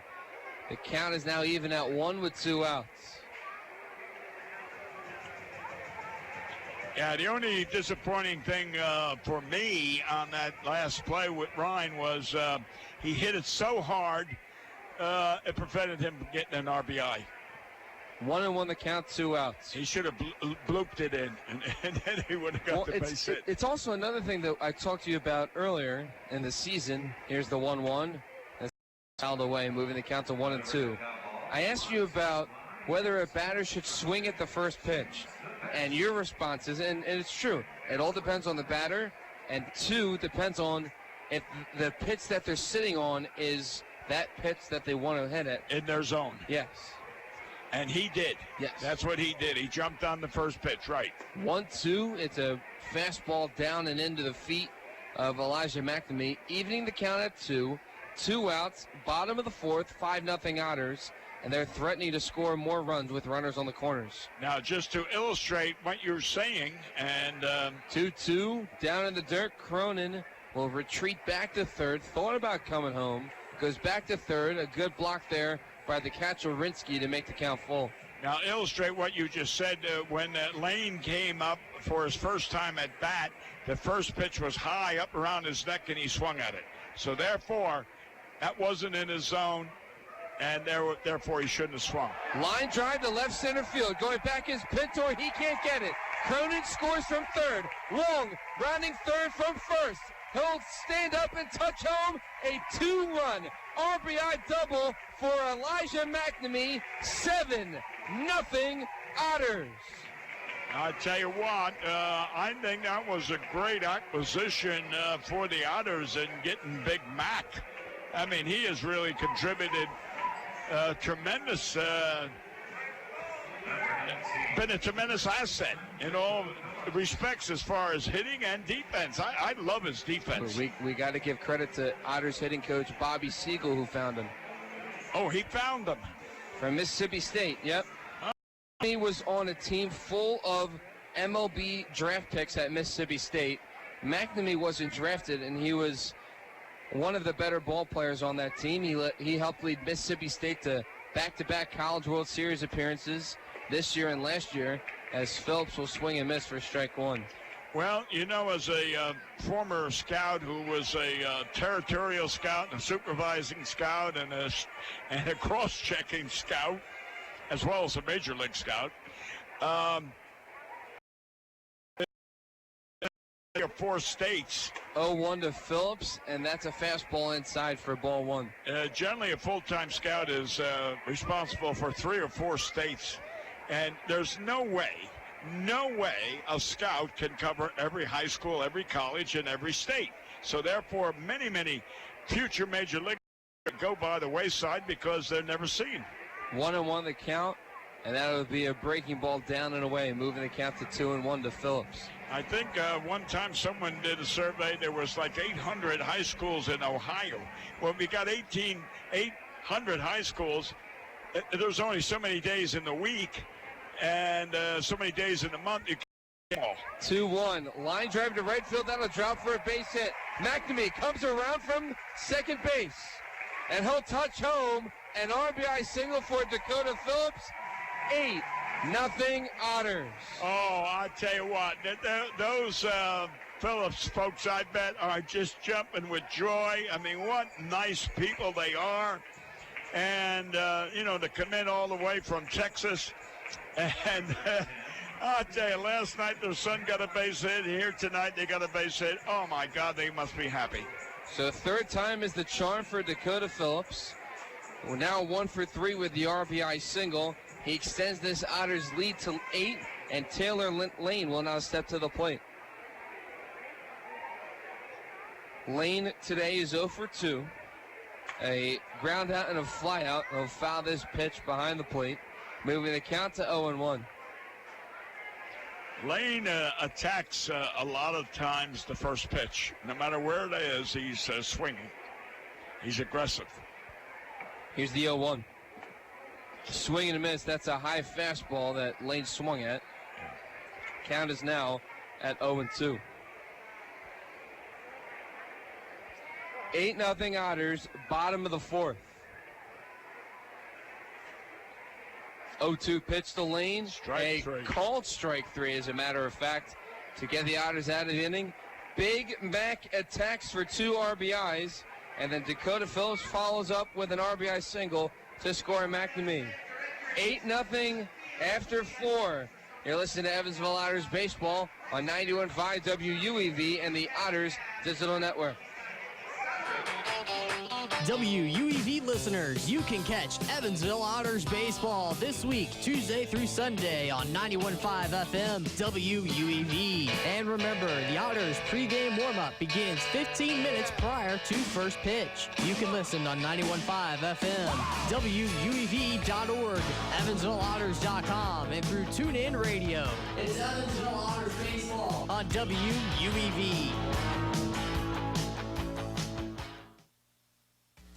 The local Pepsi bottling group features Pepsi Company products for distribution to retailers and vendors in the tri-state and would like to wish the Evansville Otters the best of luck in today's contest. The Pepsi bottling group has locations at 2605 West Marion Street in Marion, Illinois, 3081 Contronics Drive in Owensboro, Kentucky, and 11733 West Industrial Park Drive in Elberfeld, Indiana. Information on Pepsi products can be found online at PepsiCo.com. Pepsi, a proud supporter of the Evansville Otters. The Evansville Otters would like to thank Signorama Evansville for their support this season. Signorama Evansville is a multi-application supplier of custom-made signs, banners, and decals in the tri-state. Located at 1300 North Royal Avenue in Evansville, Signorama is open 8 a.m. to 5 p.m. Monday through Friday. They can be reached by phone at 812-477-7763 and can be found online at signorama.com/in-Evansville. Signorama Evansville, a proud supporter of Evansville Otters baseball.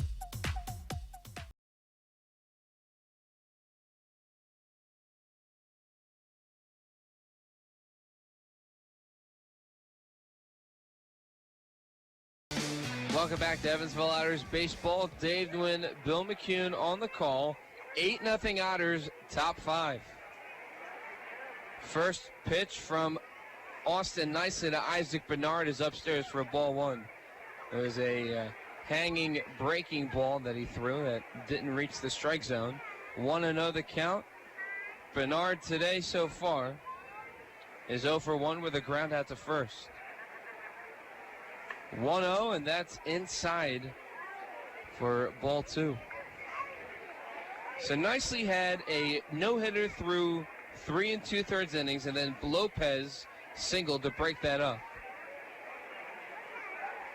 2-0 the count. Here's the third pitch from Nicely. Ground ball over to Cronin on a couple of hops. Throws over to first, 1 away. I'd like to wish a happy 15th birthday to Zaylen Green. Happy 15th birthday to Zaylen Green. I'll tell you what, I have seen within the league, now I'm not saying any individual team, but the league in total, the ball players are hustling down that baseline as quickly as they can. There's not jogging down, which you see so many players. I can't think of the guy's name. He was a big home run star for Cleveland many years ago. He went to... Manny Ramirez? No. He had a twin brother. David Ortiz? No. Jim Thome? No, outfielder for Cleveland, home run hitter. Anyway, okay. I went up to the Cape Cod League. I went to scout another player. There's a soft ground ball to Long. Off a bounce. He has to hurry, and Phillips will make the catch, but he had to step off the bag to make sure the ball didn't go behind him. Long fielded that one, and he couldn't get it out of his glove. It was on a couple of bounces, couldn't get the ball out in time, and it'll be officially ruled an error on Ryan Long. Well, get back to that story. The kid I went up to see this player in the Cape Cod. Anyway, the guy I'm talking about, the home run hitter, he got up one time. His first time up, he hit one, must have been 400 feet. And his second time, he must have hit one 450 feet. Well, there was ESPN there. In fact, I was interviewed on ESPN that day. And, oh, yeah? Yeah, and anyway, ESPN was there filming it all. And finally, his third time he hit a sharp grounder to short. He just trotted maybe 5 or 6 steps toward first, then turned around and sat down on the bench. I said, can you imagine that? He hit 2 tremendous home runs. Then he hits the ground ball, and he, you know what? I'm out. What's the the lack of hustle. Right, and he showed that in the major leagues as well. Of course, he hit a lot of home runs, but his time in the big leagues was short because of his attitude.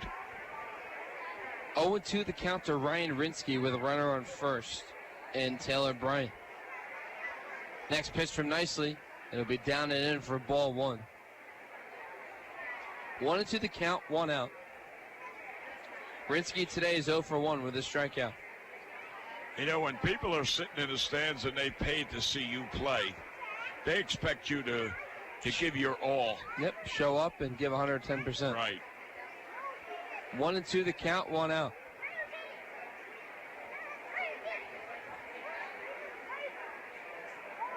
Nicely from the belt, checks the runner at first. Fires a 1-2.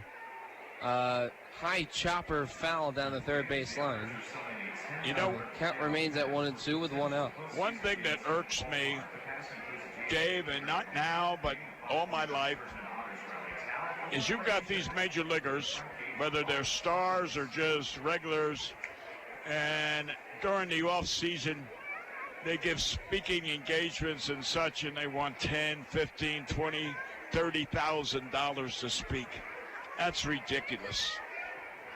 It's the people in the stands that are paying their salaries. Why should you pay extra? 1-2.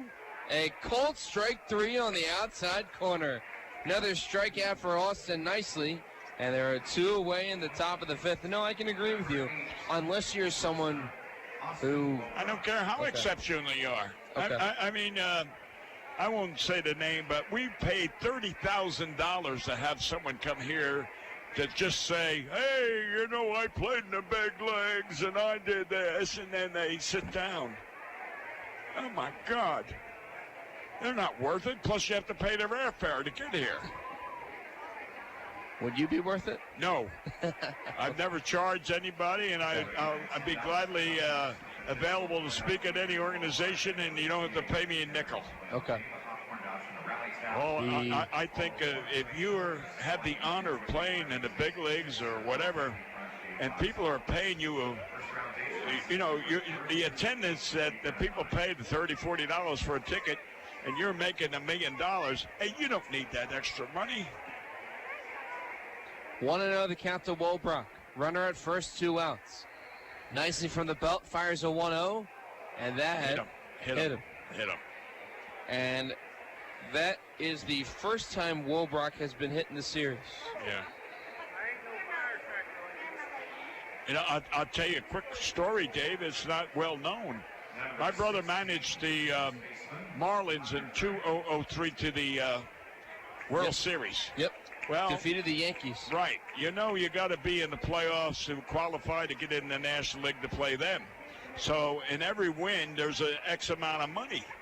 Anyway, between winning the playoffs and winning the World Series, Jack, my brother, accumulated over $500,000 as award money. Now, here's the point I'm going to emphasize. First pitch to Crane is upstairs for a ball 1. Jack didn't collect that money. He gave it to the Catholic organization, St. Teresa, because he had prayed to St. Teresa that he'd get the opportunity. He did. He rewarded the organization or the society of giving that $500,000 to the St. Vincent or St. Teresa organization. The 1-0, and there's a called strike 1 on the outside corner. That's $500,000 he gave away because your brother's generous. Well, he gave 2 houses to his local church down in North Carolina. No way. Oh, yeah. Elon, right? Yeah. One house was worth about $400,000 or $500,000. Is that where he goes in the off season? Yeah. Well, I'll be down in that area. Maybe I'll say hello. Well, he's in Dominican right today. Okay. Him and his son Casey, the director of player procurement for the Washington Nationals, They left yesterday for the Dominican to scout the academies down there. 2-1 the count to Connor Crane. Runners on first and second for the Freedom. They're down 8-0 to the Otters. Good crowd, Star Wars night tonight. The 2-1 pitch. Swing and a miss on a high fastball from Nicely, and the count is even at 2. The pitch tracker so far for Austin Nicely, 34 strikes, 19 balls thrown. He's doing well. We're in the 5th inning, and he's doing exceptionally well. 1 base hit, which was a blooper in the center field. Whether it's a line drive or a blooper is still a base hit. 2-2 the count. Nicely will come set. Fires at 2-2. Swing and a miss. He goes with a curveball down and away. We head to the bottom of the 5th. 8-0 Otters the score on 91.5 WUEV and the Otters Digital Network. Since 1994, Slays Restoration has been assisting tri-state residents clean up and restore their properties after disasters of all kinds. Located at 2121 Cotter Avenue in Evansville, Slays Restoration offers assistance for water damage, fire and smoke damage, mold and biohazard mitigation, complete reconstruction, and much more. Slays Restoration can be reached toll-free 24 hours a day at 1-888-776-8555. It can also be found online at slaysrestoration.com. SRG Global, a Guardian company, would like to wish the Evansville Otters the best of luck in today's contest. Founded in 1932, SRG Global is one of the world's largest manufacturers of chrome-plated plastic parts for the automotive, commercial truck, and household appliance industry. Located locally at 601 North Congress Avenue in Evansville, SRG Global can be found online at srgglobal.com. They can also be reached in Evansville by phone at 812-477-6151. The Tin Fish Restaurant is located at 707 State Street in Newburgh, Indiana. Independently owned and operated, the Tin Fish menu featured salads and sandwiches, as well as seafood platters and combos, and seafood burritos, tacos, and burgers. The Tin Fish Restaurant is open 7 days a week from 11 a.m. to 8 p.m. They can be reached by phone at 812-490-7000. Visit them online at tinfishnewburgh.com. The Tin Fish Restaurant, a proud supporter of Evansville Otters baseball.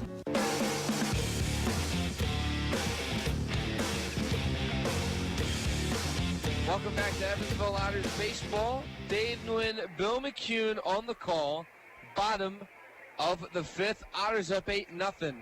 First pitch to Tanner Wietrich is in there for strike 1 as George Foe is on the mound for the Florence Freedom, responsible for the 8 runs that have crossed home plate. 0-1 pitch, and that'll be a fastball inside to Wietrich to even the count at 1. Is the man that started that big 5-run rally. That's right. With the big double. Here's the 1-1. Fly ball to right field, and it goes foul towards the Otters bullpen, and the count moves to 1-2. Tanner was batting .281 prior to tonight's game. He got 1 for 2 so far. He should have gained at least 10 or 15 points because he hasn't that many bats. And the next pitch is upstairs for ball 2. Yeah, you get a base hit when you haven't been to bat that many times. You have a high average. You go 0 for 4 and you go really down. Swing and a miss and a fastball high and upstairs for strike 3. Yeah, he got locked in on that one. As you said, it was high, it was inside, and might have been a ball. Oh, most definitely. Yeah. But it'll be, unfortunately, it's out number 1. To the plate now is Hunter Cullen, who is 1 for 2 today with a single and a run scored. He scored his run back in the 2nd inning when the Otters put 5 runs on the board. They put 3 on the board in the 4th. They are currently up 8.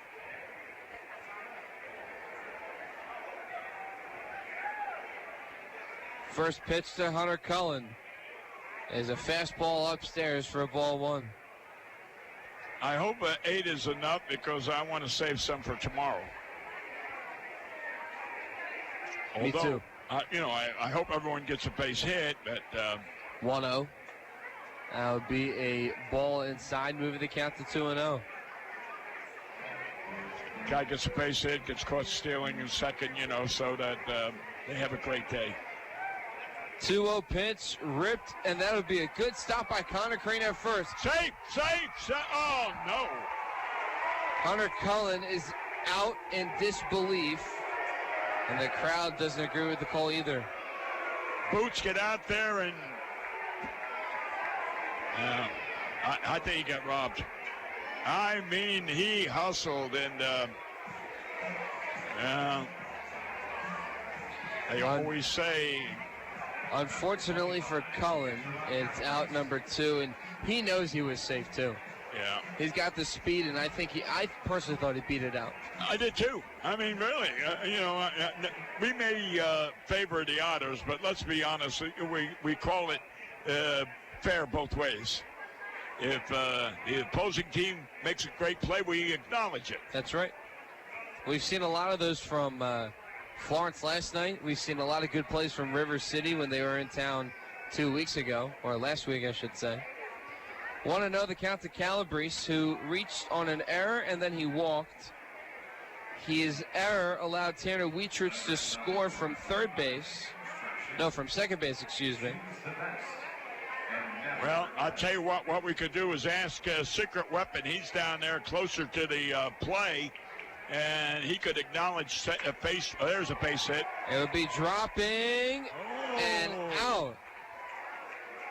That ball hung up there as it was hit by Calabrese in center. Ramirez charged to make the catch for out number 3.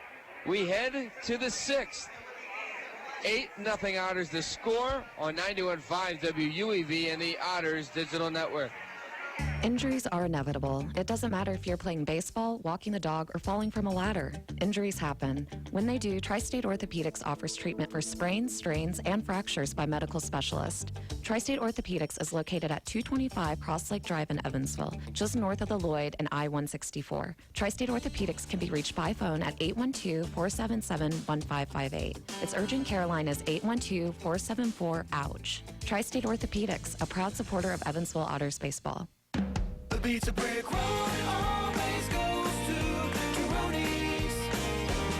I'm in the mood for pizza and I'm ready to go. The Pizza Brick Road goes to Tyroni's. So follow me down the Pizza Brick Road. Road down to Tyroni's. The Pizza Brick Road. The Pizza Brick Road always goes to Tyroni's. No matter how large or small your digging project may be, no matter how urban or rural, you must always call 811 before any digging project. 811 is our national one-call number, alerting your local utility companies to come out and mark any lines they have near your dig site. So before you do this or this, make sure you do this. For digging projects big or small, make the call to 811. Brought to you by Indiana 811.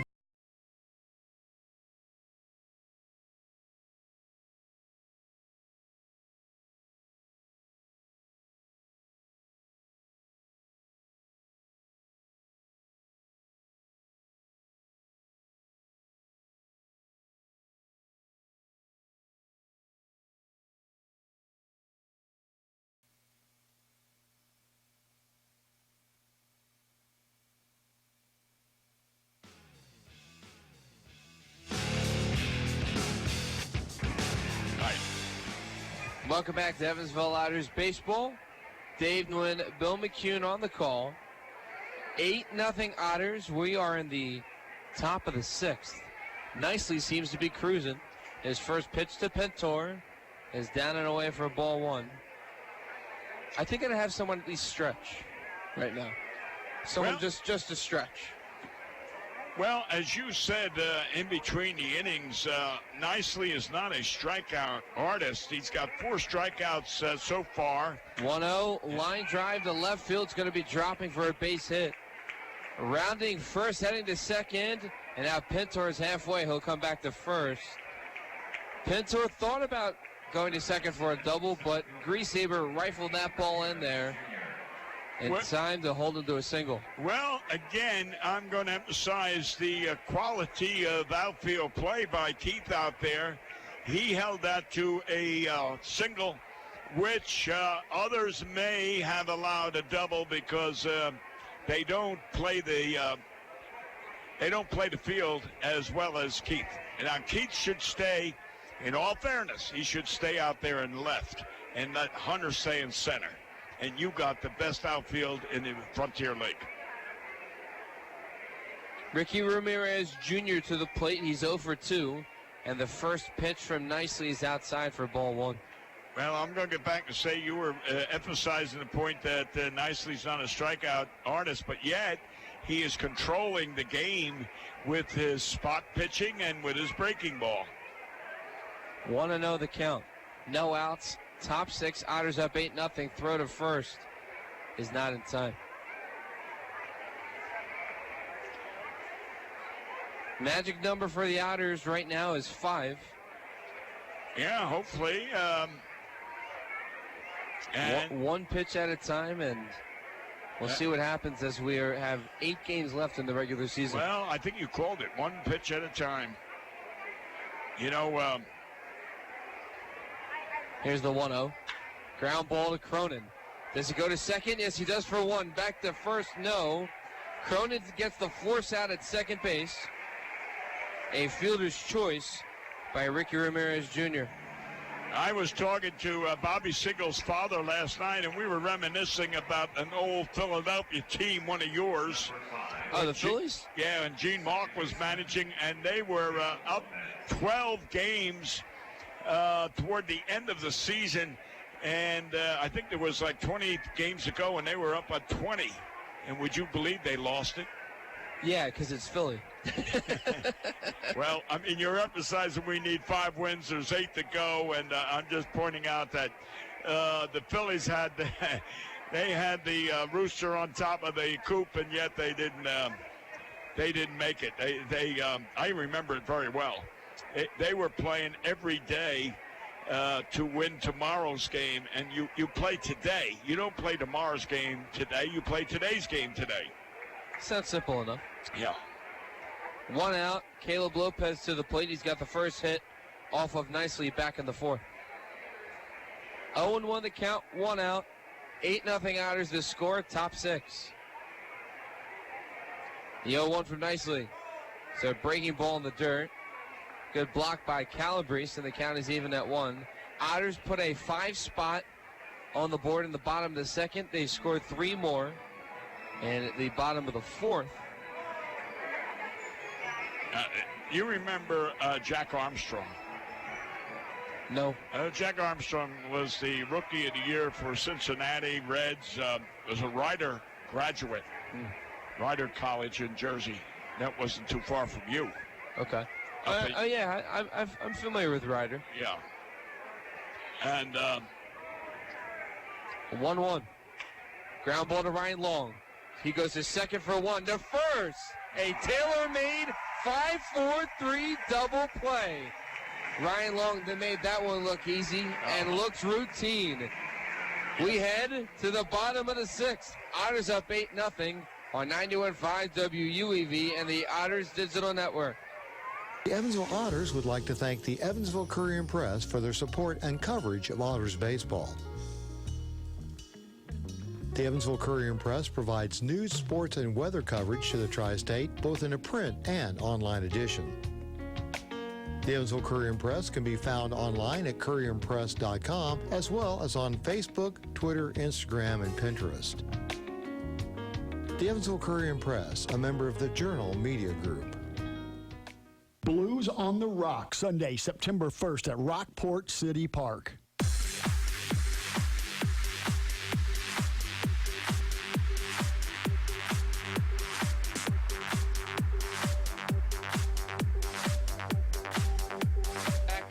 Evansville Otters baseball.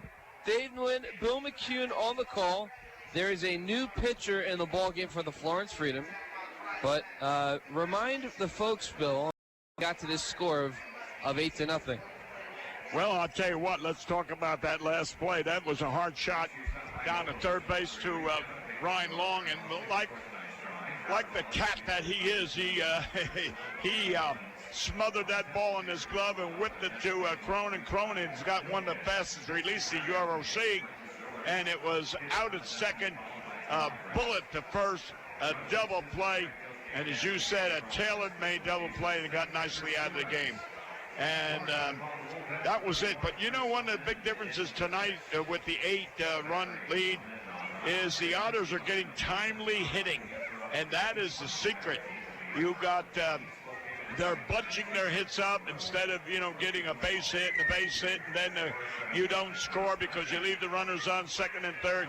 Tonight, you're getting that double, and then someone comes up with a base hit, the run scores, and then all of a sudden there's another base hit, then another guy hits a double, and 2 runs score. And what it is timely hitting and outstanding pitching, and that's why the Otters are ahead 8-0. And here we are starting now the bottom of the 5th inning, and we are 8-0. And the next batter is the spark plug of the Otters, David Cronin. That is right. In the bottom of the 6th, we have Chris Amend on the mound. George Foe's night is over.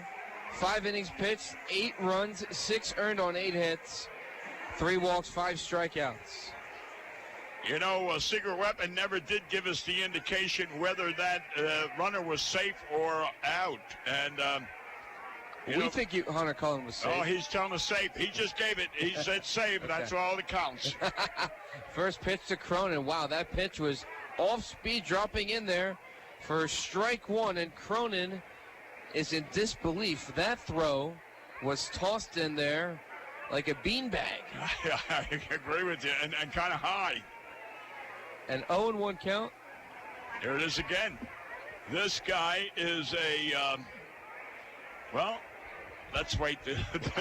I got confirmation that he threw a knuckleball to Cronin. He couldn't believe it. That's what it is then. That's what he's throwing, the knuckleball. And knuckleballer in Chris Amend. Here it goes again. And that will be called now, an even count at 1. No, 2 balls, 1 strike. Okay. The first one you said was a strike, and the last 2 were low and inside for 2 balls. So Amend this year is in his 3rd game appeared, 5.1 innings pitched. He's allowed 9 hits, 5 runs, all of them earned, 7 strikeouts, 2 walks. Well, he's just thrown his 3rd knuckler, which was in, believe it or not, the exact spot, which was low and inside, down by the by Cronin's toes. 3-1. He drops it in. Ooh, that one's different. That one had some air. Now, in the pros this year, the Baltimore Orioles brought in a guy against the Los Angeles Angels, and he recorded a save by throwing pitches no more or no faster than 60 miles an hour. Yeah, well, I can believe that. Cronin works a walk. Tonight is perfect. 2 walks, 2 base hits, and having his father here, that makes it 5 for 5. What a night. And we invited Cronin's father up to say hello. He ought to be happy right now. Probably fixed in right now. He's locked in like his son. Well, that's true, but he ought to be happy. Oh, I can agree. Keith Griesaber to the plate. Here's another knuckleball. Ground ball through the hole on the left side. That's a base hit. And Griesaber pokes that one through the left side of the infield. Runners now on 1st and 2nd for the Otters. And Mr. Ryan is coming to bat. And I'll tell you, can he do it again? His last 2 at-bats, a double with 2 RBIs and a line drive signal to right field with a 1-hop, which, because it was hit so hard, Andy had to hold the runner at 3rd. That's right. Got to give credit to the right fielder and Bernard to keep the ball in play. Here's another knuckleball and a long. You know what this is reminding me of right now, and I don't know if it's true or not, but I'm thinking of it. when Ryan just jumped on that one, and of course Keith jumped on his two, I'm saying, you know, that's like Boots a day throwing batting practice. That's what I was about to say.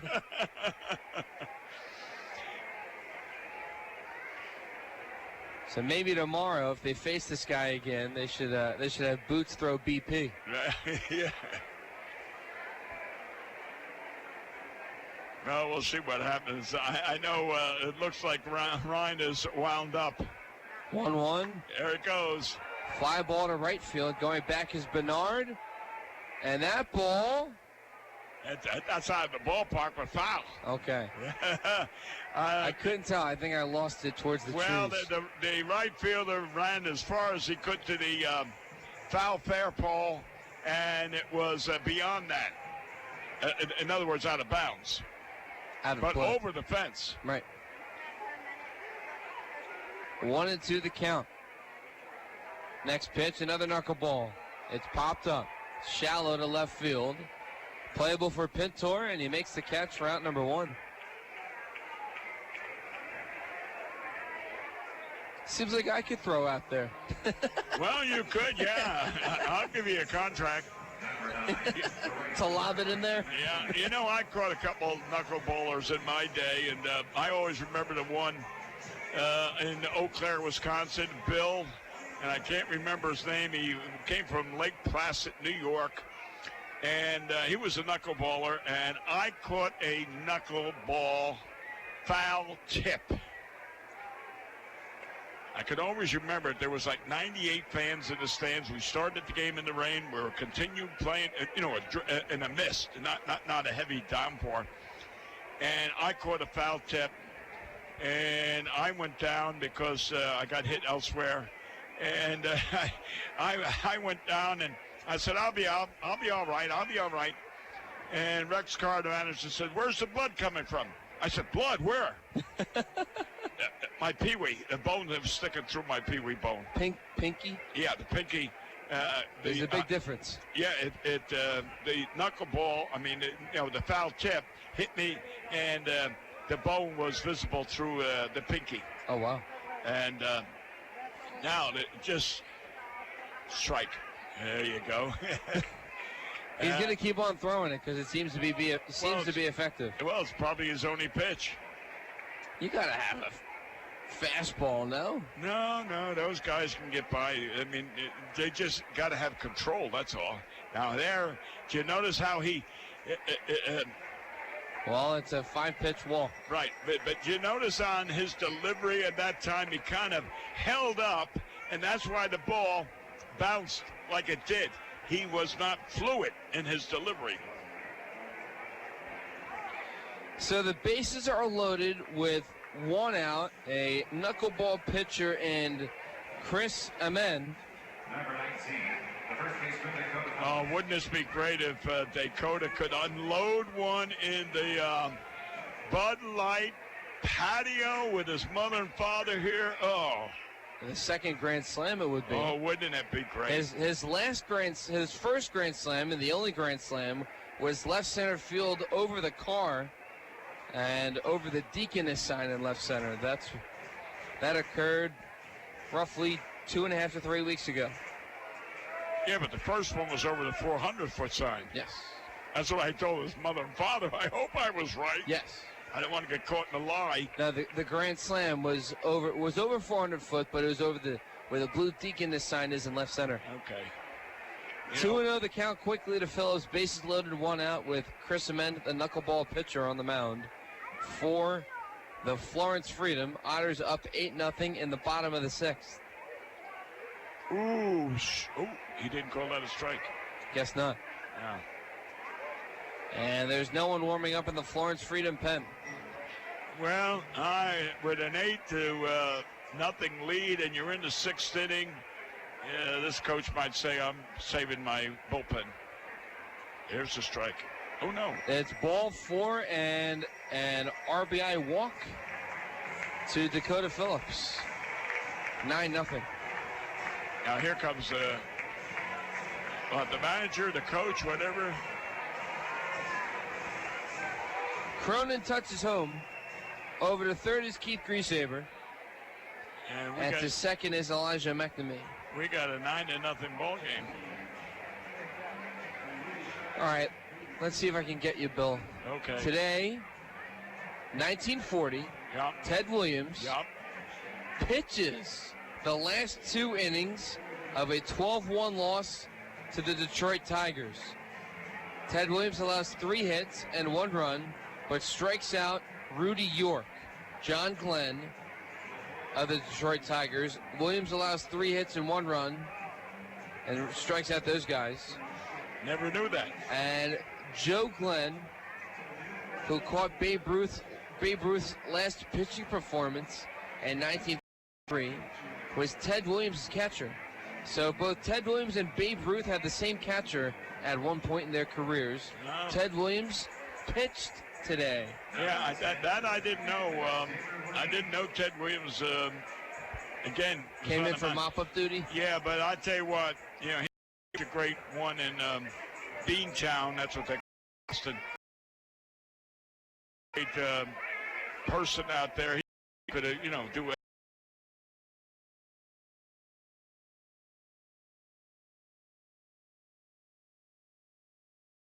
Pitch seemed to have a little bit more velocity. It's a strike 1.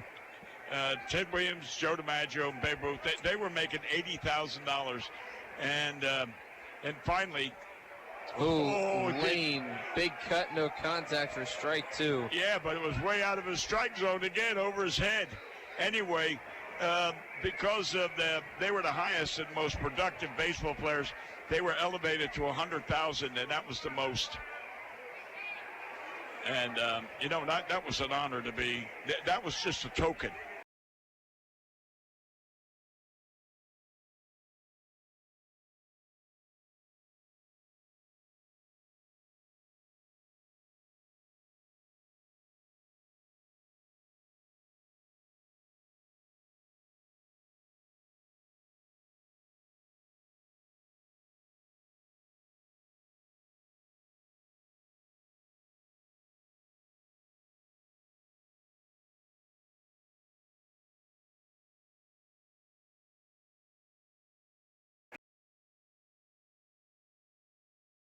Field and caught by Ricky Ramirez Jr. Tagging is Keith Griesaber. Sack fly for Taylor Lane, and the Otters have put double digits on the board. It's 10-0. Yeah.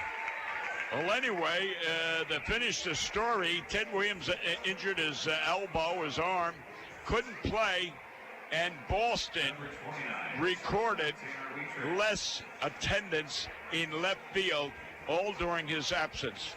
People went to get to the game just to harass him. Oh, wow. So there's a ball as Amend continues to throw the knuckleball throughout this inning. I had the pleasure of meeting him and, being in his presence, put it that way. Plus, I stole his pants. Here's a strike now to Tanner Wietrich. And the Otters batters have not adjusted to the knuckleball in this inning so far. Well, it is difficult. I'll tell you what, it might look like it's a lob. Yeah, but it's difficult. It's like they play home run derby, and you're jacking up, and that makes it. It makes it more difficult when you're leaning back on your back foot, and all you want to do is pound that ball, and here it comes, and you're way out in front or whatever. It's not easy. Now, if you notice, Ryan Long had 2 good shots with perfect balance in his swings. However, on the one he popped up, he jumped at it, and that was a mistake.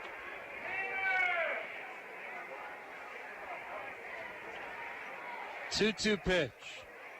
Foul by home plate. Let's see. Feller. Yep, I knew. It was in his presence many times. I mean, he didn't know me, but I knew him. Today, Cleveland ace Bob Feller, as there's a fly ball.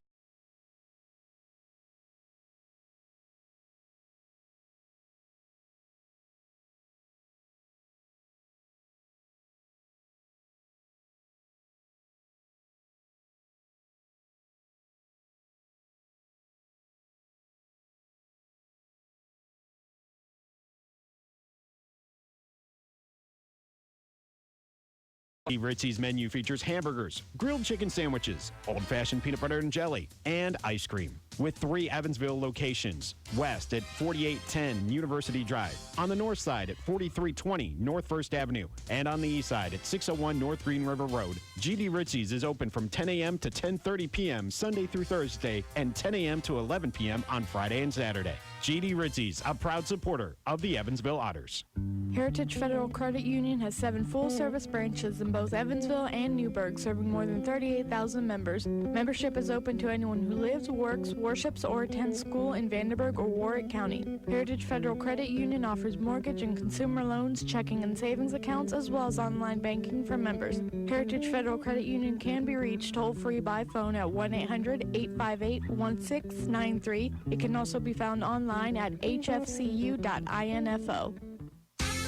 The Hoosier Lottery began selling lottery tickets on October 13, 1989. Since then, the Hoosier Lottery has offered hundreds of different games, awarded prizes to millions of players, and given billions of dollars to the state of Indiana. The Hoosier Lottery's mission is to responsibly provide innovative and entertaining lottery games for the benefit of the citizens of Indiana. To learn more about the Hoosier Lottery, visit them online at HoosierLottery.com. The Hoosier Lottery, a proud supporter of Evansville Otters baseball.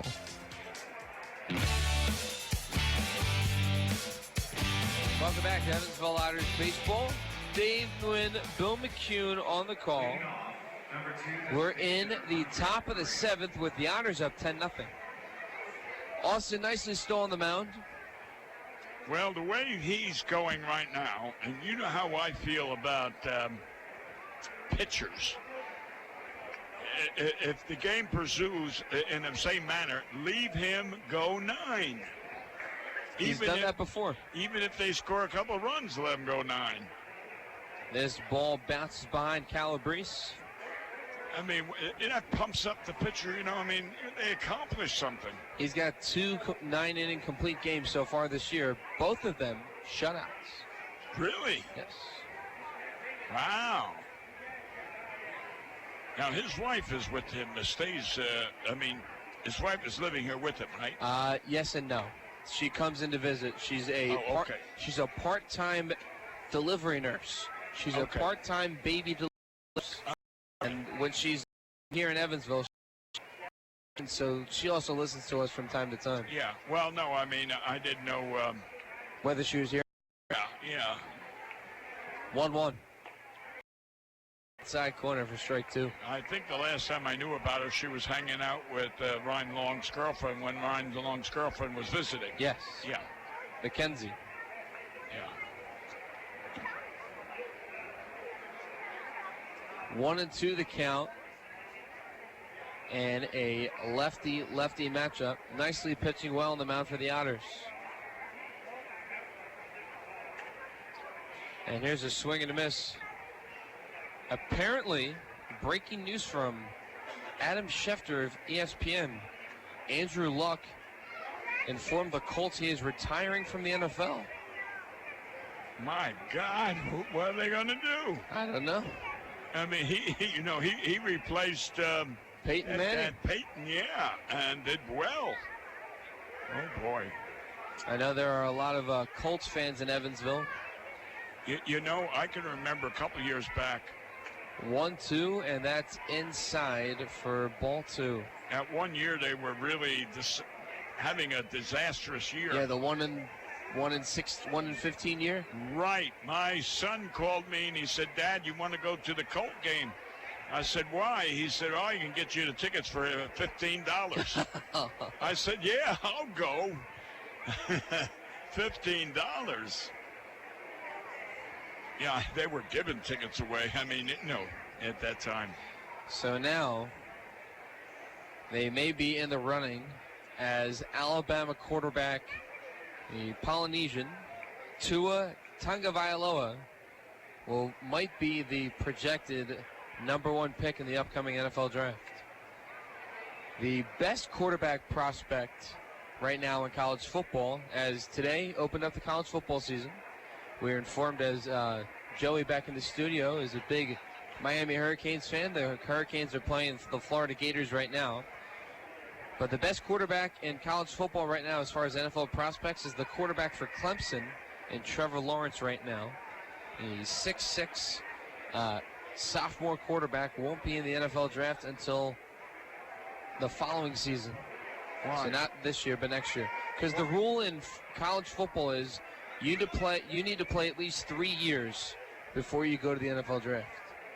Well, that's the way it should be in basketball then, too. Because baseball... I agree with that. Baseball's got restrictions that once you start, you can't be drafted until after your 3rd year, or you could be in your sophomore year, but if you're over 21, you're eligible to draft because then they consider you an adult over 21. Okay.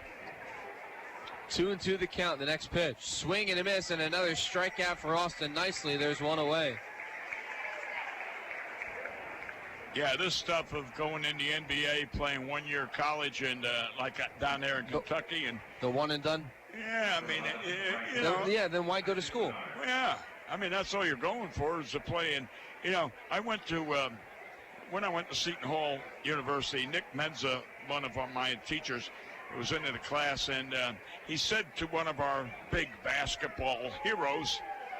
He said, you know, you're not going to graduate. You don't go to class and all, so you're not going to graduate. Now what are you going to do? And he said, oh, I'm not worried. I'm going to go into the NBA, and that's it. I mean, they're only going to college to showcase their ability. That's all.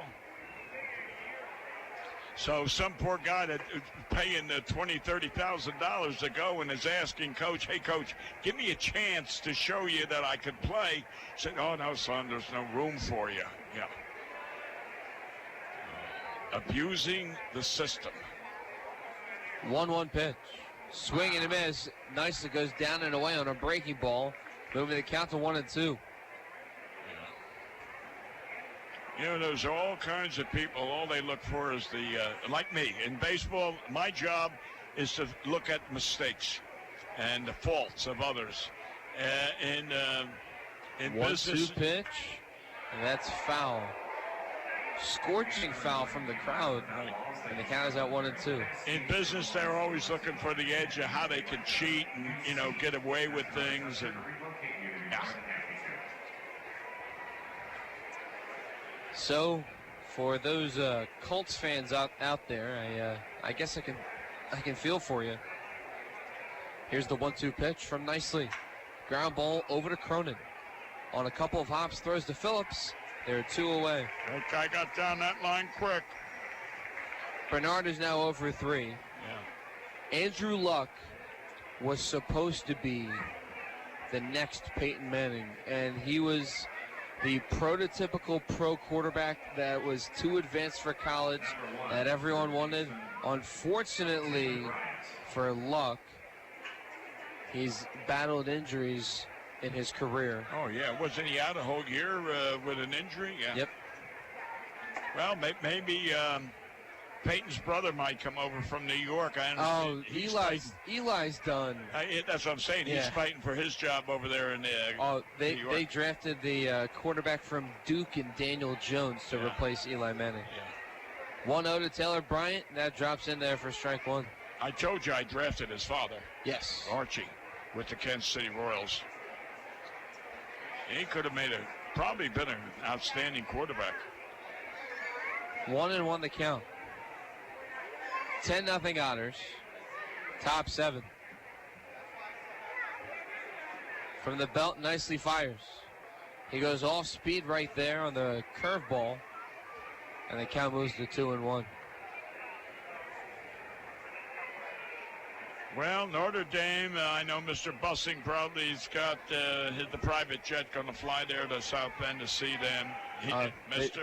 They are the lone game on Labor Day night against Louisville in primetime on ESPN to kick off the college football season. Today kicked off college football in week 0, and to start the day, the Villanova Wildcats defeated the Colgate Raiders on the road 35-14. Wow.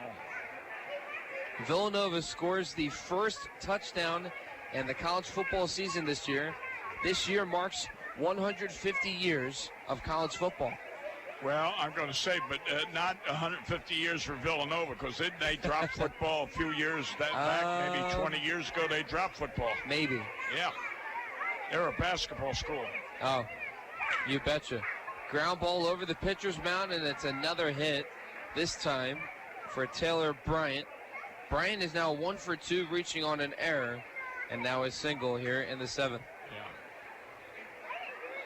Now, Villanova was playing Seton Hall, and they had the center fielder was an outstanding quarterback for Villanova who was a major league prospect.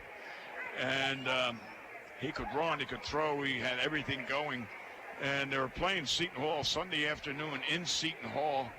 And he was on second. He tried to score. The quarterback now I'm talking about, center fielder. And he tried to score. First pitch to Rinsky, ground ball past Ryan Long. It'll be another hit. Okay, go out there, Calabrese, go out there and talk to him, calm him down. He's got it, probably excited, 2 base hits. He got 2 outs, but anyway, the center fielder tried to score at home, and crazy, he slid into home head first. What? You don't slide into home head first.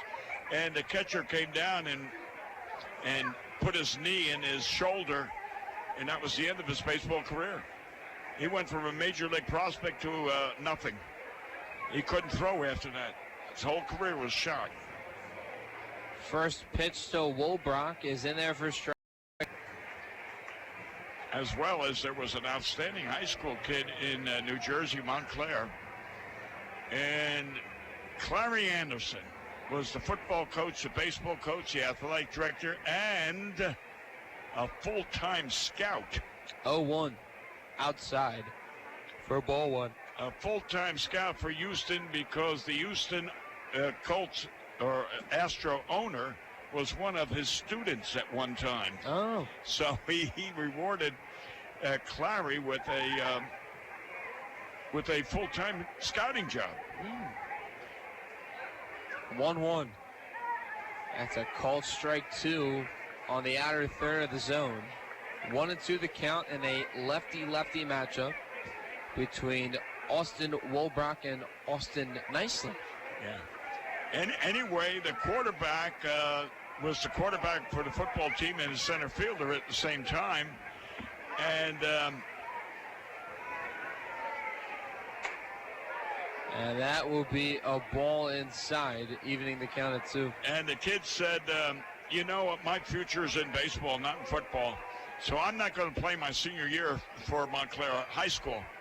And Clary Anderson, being the football coach, the baseball coach, the athletic director, and the scout says, oh, wait a minute. Now, you can't let the college or the high school down. There's a shot right to Cronin. He's there in perfect position for the final out of the inning. Stretch time at Bosse Field. 10-0 Otters on 91.5 WUEV and the Otters Digital Network. Let me hear you. Go it now. R1, R2, R3. Take me out to the ground. Take me out to the ground. Burn something and say, I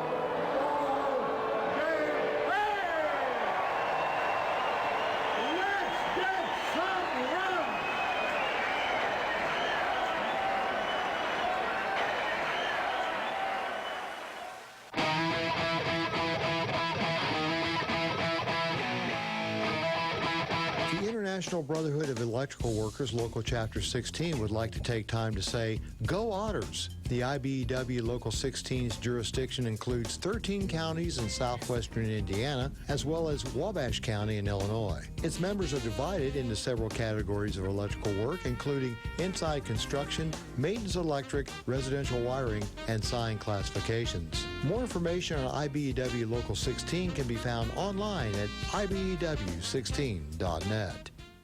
The Tri-State Area Marathon service stations are proud supporters of the Evansville Otters.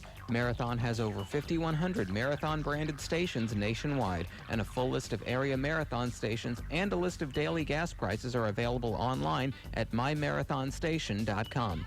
Marathon provides products which support commercial, industrial, and retail operations. Marathon's slogan is Fueling the American Spirit. It's up 10-0.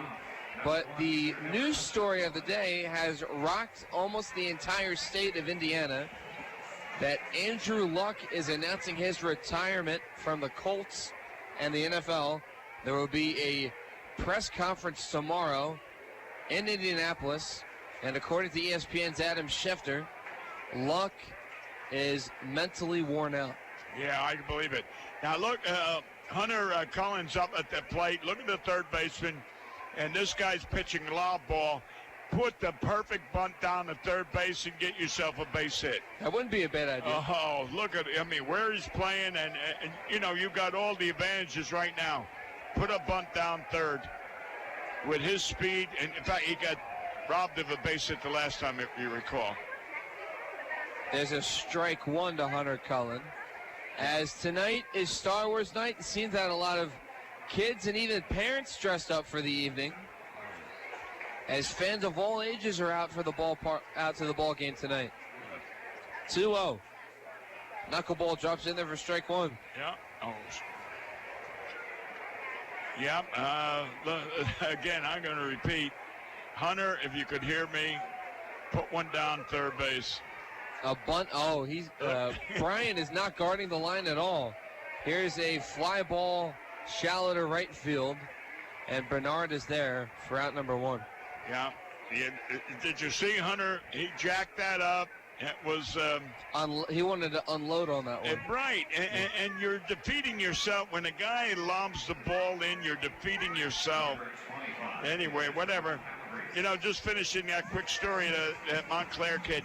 Anyway, the coach, scout, talked him into, you need to, the school did this. Anyway, the kid went back, injured himself. There won his baseball career. It was a shame. Of course, Anderson, Clary, did make no difference to him. You know, he was a baseball full-time scout. I got to tell you, I've never seen a knuckleballer live until today. Well, learn something new, right? Yeah, well, again, he's a lob knuckleballer. Generally, most knuckleballers throw harder than this. Okay. In fact, if you remember, a catcher that caught here at one time, Bob Euchre. Wait, really? Oh, yeah, Euchre caught here in 57. 20 games, and then they shipped him back to Eau Claire. Anyway, he had a big donut type catching glove when he caught for St. Louis Cardinals. Oh, I thought you meant that he ate a big donut. Here's a drive to left field foul. No, they had a knuckleballer at St. Louis, and Euchre used to catch him, and they had a big type of catcher's mitt, because I learned you don't wait for the ball to come to you. You jab at it. You reach and you get it before it wiggles all over. 2-2 pitch. And a bouncing ball in the dirt. Move the count full to Rob Calabrese. Rob is 0 for 1. He reached on an error and a run scored in the 5-run second inning. He walked, and then he flew out to center field back in the 5th. Just and Rob Calabrese is caught looking on strikes for out number 2. Well, that's one you don't say, hey, boy, come back, because that was strike 3, and not, not ball 1 or ball 2. Right.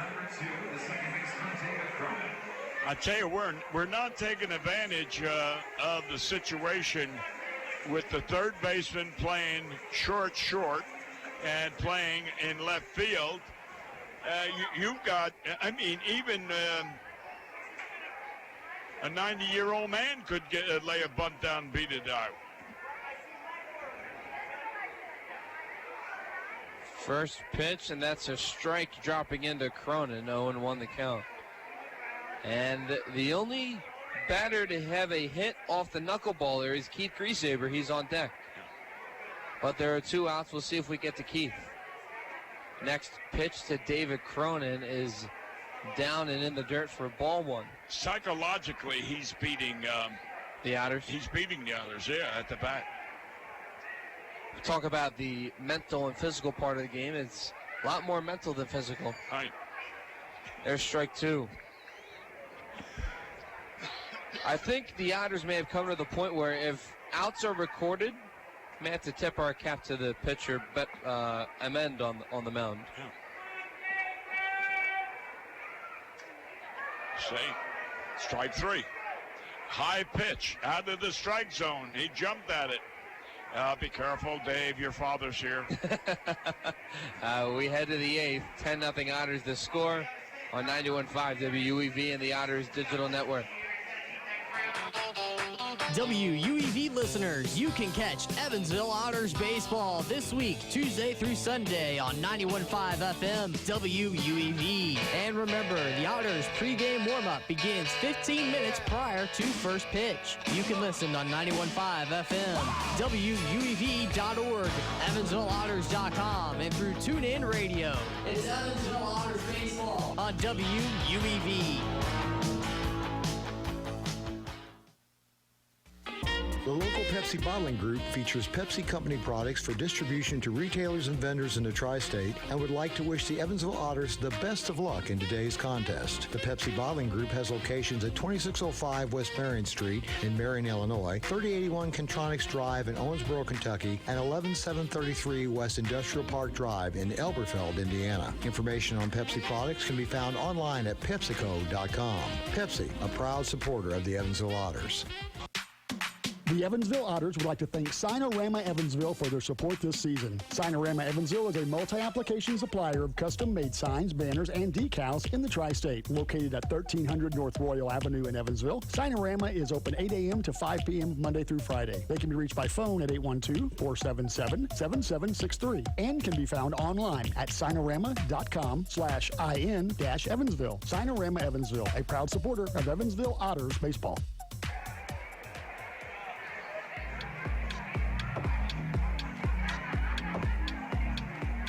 Welcome back to Evansville Otters baseball. Dave Nguyen, Bill McCune on the call, and apparently there is some sort of, would you say it would be some sort of injury to Austin Nicely? He got out on that mound, and I don't know what it was, but Calabrese went back out, and anyway, they weren't throwing, and then here comes Max, and there was something, and then, of course, Nicely just walked off that field.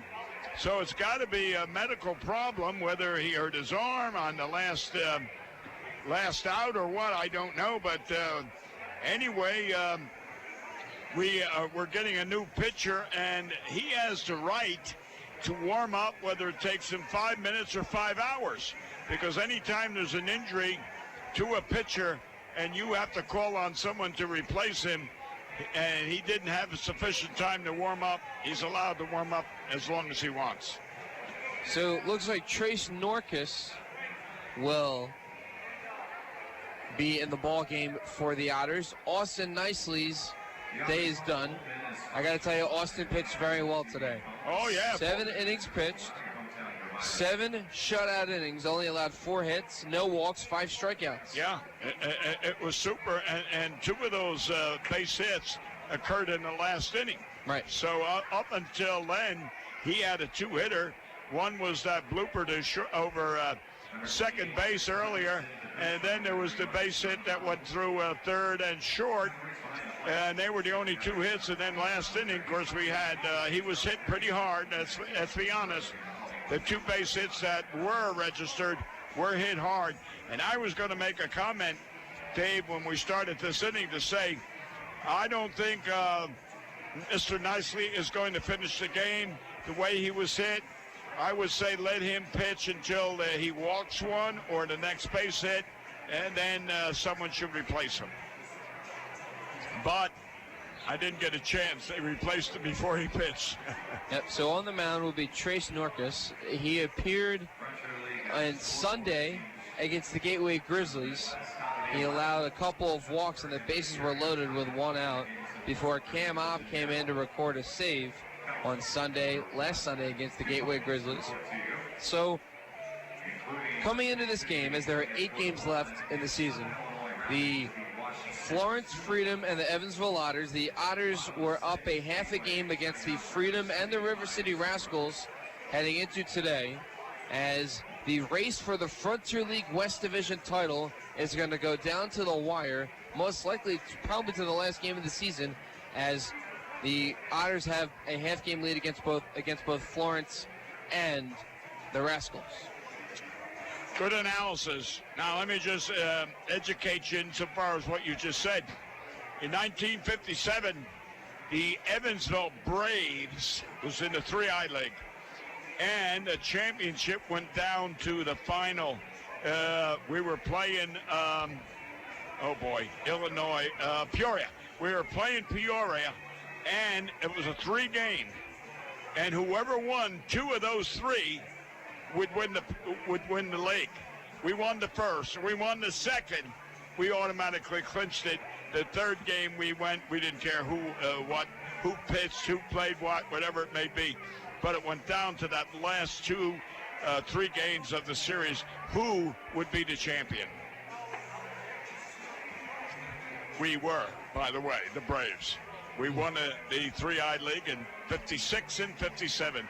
Bob Coleman's last year. Unfortunately passed away later. So we go around the Frontier League scoreboard. The main score that the Otters are checking in on is the game between the Gateway Grizzlies and the River City Rascals. Yeah, how's that going? In the bottom of the 6th, Gateway is up 5-0 at home over River City. How about the General? He's not too happy right now. The General? Yeah. They're losing? They're losing 5-0. Okay. The General. The Miners. Yeah. Oh, the Miners won tonight 2-1. Oh, yeah. In Washington. Yeah. And then the Schaumburg Boomers and the Lake Erie Crushers are tied at 5 in the 11th in Cleveland. The Windy City Thunderbolts defeated Joliet 4-1. And that is your Frontier League scoreboard roundup. Good. So Trace Norcus on the mound for the Evansville Otters in his 2nd appearance.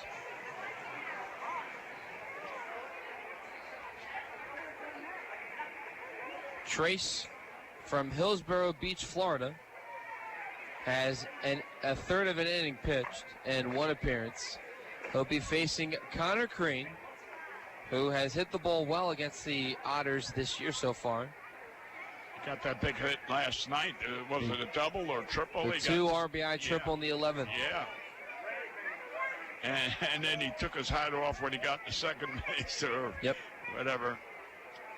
Here's the 1-0 pitch for Norcus. Fastball right in there for strike 1. 1-1 the count, no outs. Otters have a 10 spot on the board. And if this score would hold out, there will be a rubber match tomorrow morning with Tyler Beardsley on the mound for the Otters. 12:30? 12:30. Yep. Tomorrow afternoon. Yeah. 1-1, breaking ball in the dirt. Count moves to 2-1. Secret Weapons sent word that the reason the Otters are having a great night tonight is because JJ, former coach with the Otters, is down there in uniform tonight. Okay. JJ has 2-1. Inside for ball 3. I think he's been with the Otters in every season as a coach. Oh. I'm not sure now. It might have been a year or 2 he's left, but he's been here almost since the beginning. 3-1. And that's a ball 4 inside. The first batter Norcus faces is walked.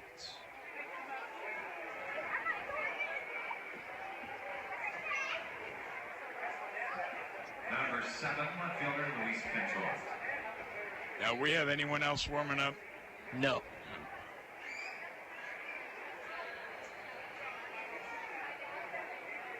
To the plate now is Luis Pintor. Pintor today's 1 for 3 with a single that happened back in the 6th.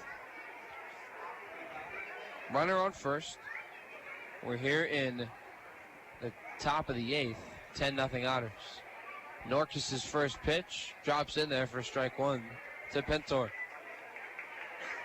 And where's this guy, our pitcher, from? Hillsborough Beach, Florida. But I mean, his prior pitching experience. He's a rookie. Just graduated from the University of North Florida. And That's right. I remember you saying that earlier. Yeah, okay, North Florida. Counted 0-2 to Pintor after the foul ball. There's a lot of colleges down in Florida. Junior colleges and colleges. And the benefit of living in Florida is you can play baseball year-round. Oh, I know. Yeah. 0-2 pitch. Swing and a miss. And the first strikeout of his professional career for Trace Norcas. And I tell you what, that was a low slider that was had a tremendous bite, was way out of the strike zone that the batter reached across the plate. In fact, if he had made contact, he would have been out automatically because he had his foot on home plate. To the plate now is Ricky Ramirez Jr. He's 0 for 2 with a fielder's choice. And what's holding up the game? Ball has sailed into the outfield apparently from the right field corner. I don't know. I don't know because there probably were some fans over there who accidentally threw a ball into the infield. Oh, okay, because Big Mac was over there, so. Fastball is upstairs from Norcas for ball 1 to Ricky Ramirez.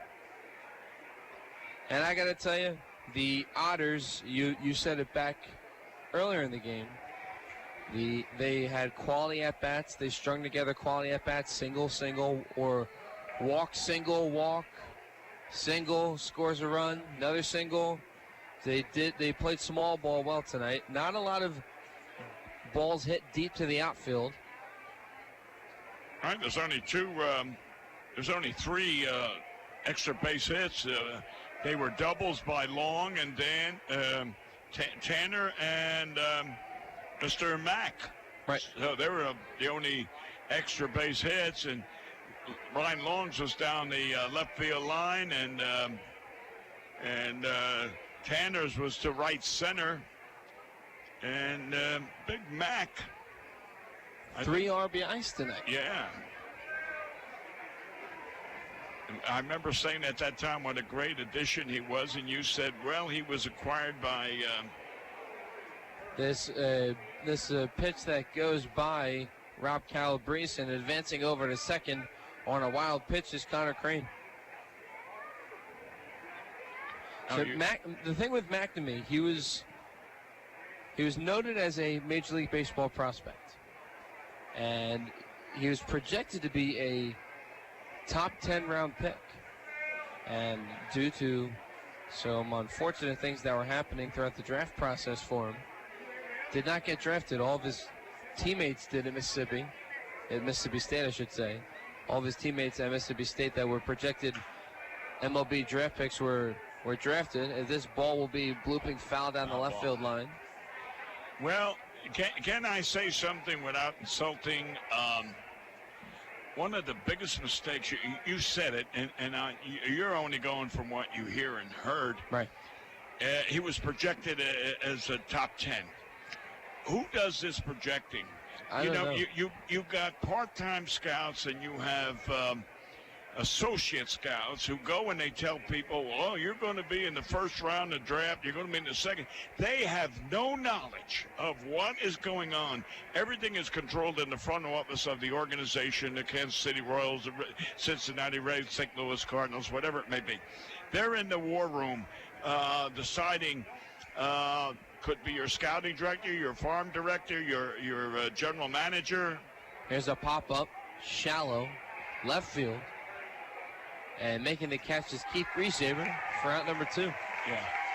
And they're the ones who decide who is going to be drafted when. And so I know I was confronted so many times. I had part-time scouts working for me. And you go to see a ball player, and someone would come and say, "Oh yeah, you guys are going to draft him number 2."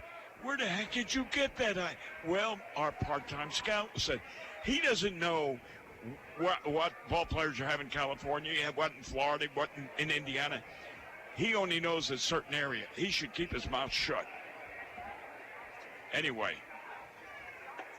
Next pitch, or first pitch from Norcus to Caleb Lopez, drops in there for strike 1. You know, you talk about Mississippi.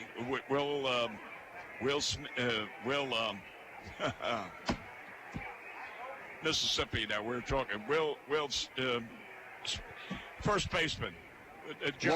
Will Clark. He was drafted by and played with the... Yes, Mississippi State with Palmero. Yeah, with Palmero. That's the same school McNamee went to. Right, that's what I was going to get to. Now, and I said it to you before, I was all for Will Clark, but I wasn't for Palmyra. Okay. But when we went into the room, Dick Hager, who was with me, said, "Oh no, let's go with Palmyra." Well, we moved Palmyra up, even though I didn't like him. Unfortunately, or fortunately, whatever way, someone else drafted him ahead of us. But we would have drafted him, even though I said no, and I had quite a bit to say in those days. You know who did draft him, right? Yeah. Who? He ended up with Baltimore, but he was with the Cubs. Got him.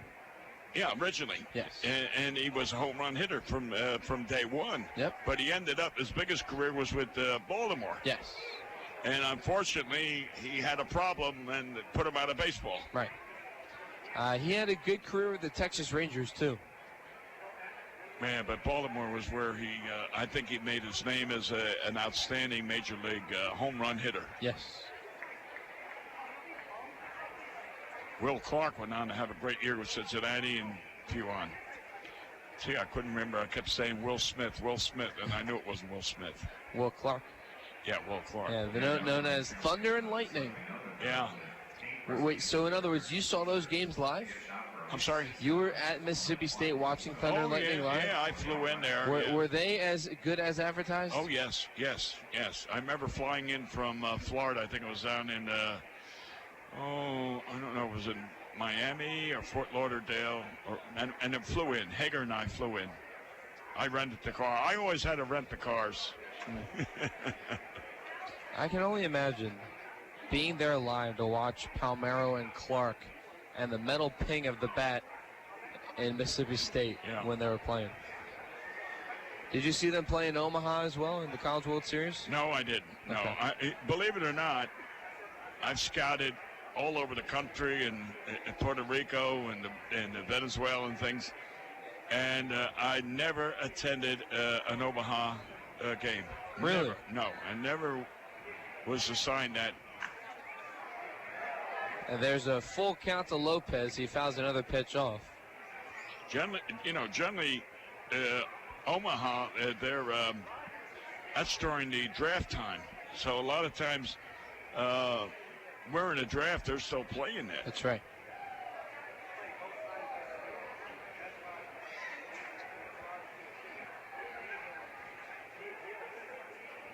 Runner on second base for the Florence Freedom. Otters up 10-0.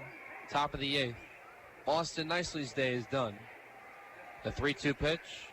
Down and away for ball 4. Yeah, another walk. Did you ever hear of Tal Smith? No. Well, he used to be president of the Yankees, the president of the Houston, and many people in baseball, front office baseball, general managers, farm directors, they owe their job to Tal Smith. His son was a general manager of the Padres, general manager of Detroit. Very, very powerful man. And he was sitting in our war room in San Diego and making believe he's reading the paper when we're discussing and announcing who we're drafting. And Montreal drafts so-and-so from Elizabeth High School, New Jersey, outfielder such and such. And he dropped the paper and he looked at me and he said, Bill, do you know him? I said, yeah, can't play. Okay, put the paper back up. And this is a AAA draft now, and I'm saying, no, can't play. He played 1 year and they released him.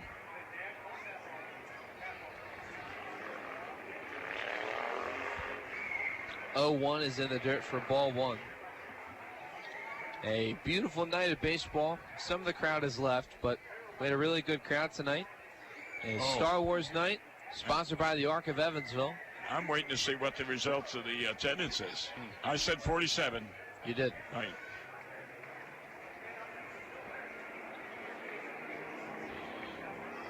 Now, if he walks this guy, we better have someone warm up, even though we got 2 outs.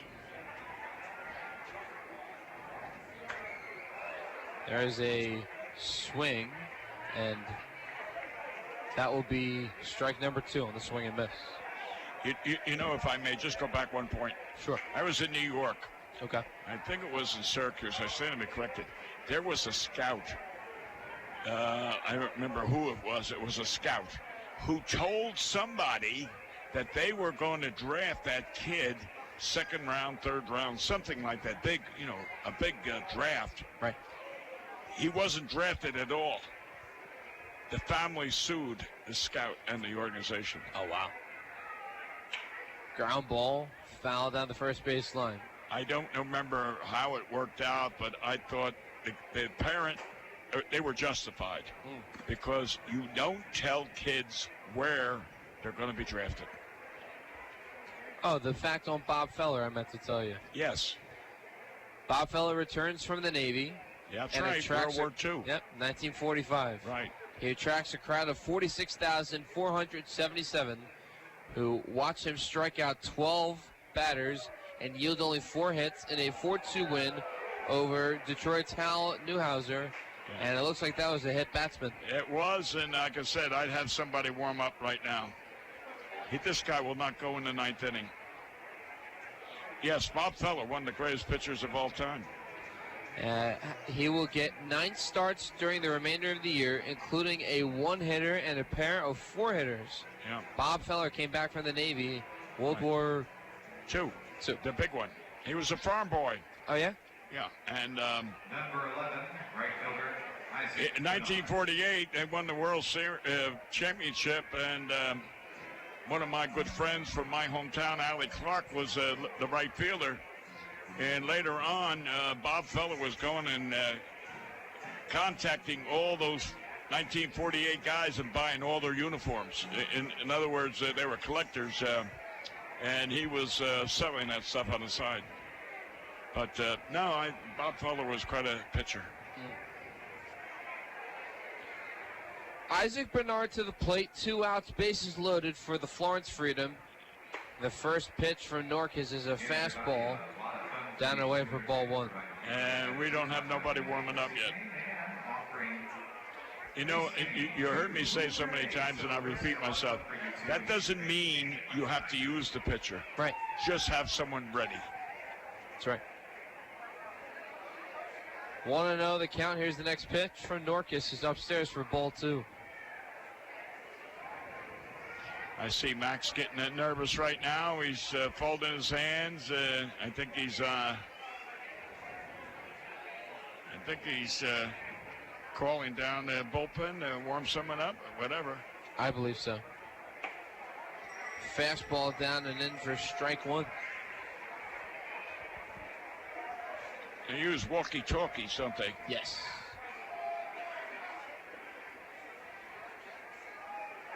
How about Leo Drocher? Leo DeRocher? DeRocher. Oh, yeah. I knew Leo. Okay. There's strike 2. Married 2-2 the count. Married that Hollywood star. Oh, yeah? Yeah. Well, today in 1962, Leo DeRocher suffers a near-fatal allergic reaction to penicillin. Oh, really? Oh, that's not pretty. Last time I saw Leo, we were having breakfast together in Arlington, Texas. No. Swing and a miss. As a strikeout to end the inning for Norcas. We head to the bottom of the 8th. Otters up 10-0 on 91.5 WUEV and the Otters Digital Network. Since 1994, Slays Restoration has been assisting tri-state residents clean up and restore their properties after disasters of all kinds. Located at 2121 Cotter Avenue in Evansville, Slays Restoration offers assistance for water damage, fire and smoke damage, mold and biohazard mitigation, complete reconstruction, and much more. Slays Restoration can be reached toll-free 24 hours a day at 1-888-776-8555. It can also be found online at slaysrestoration.com.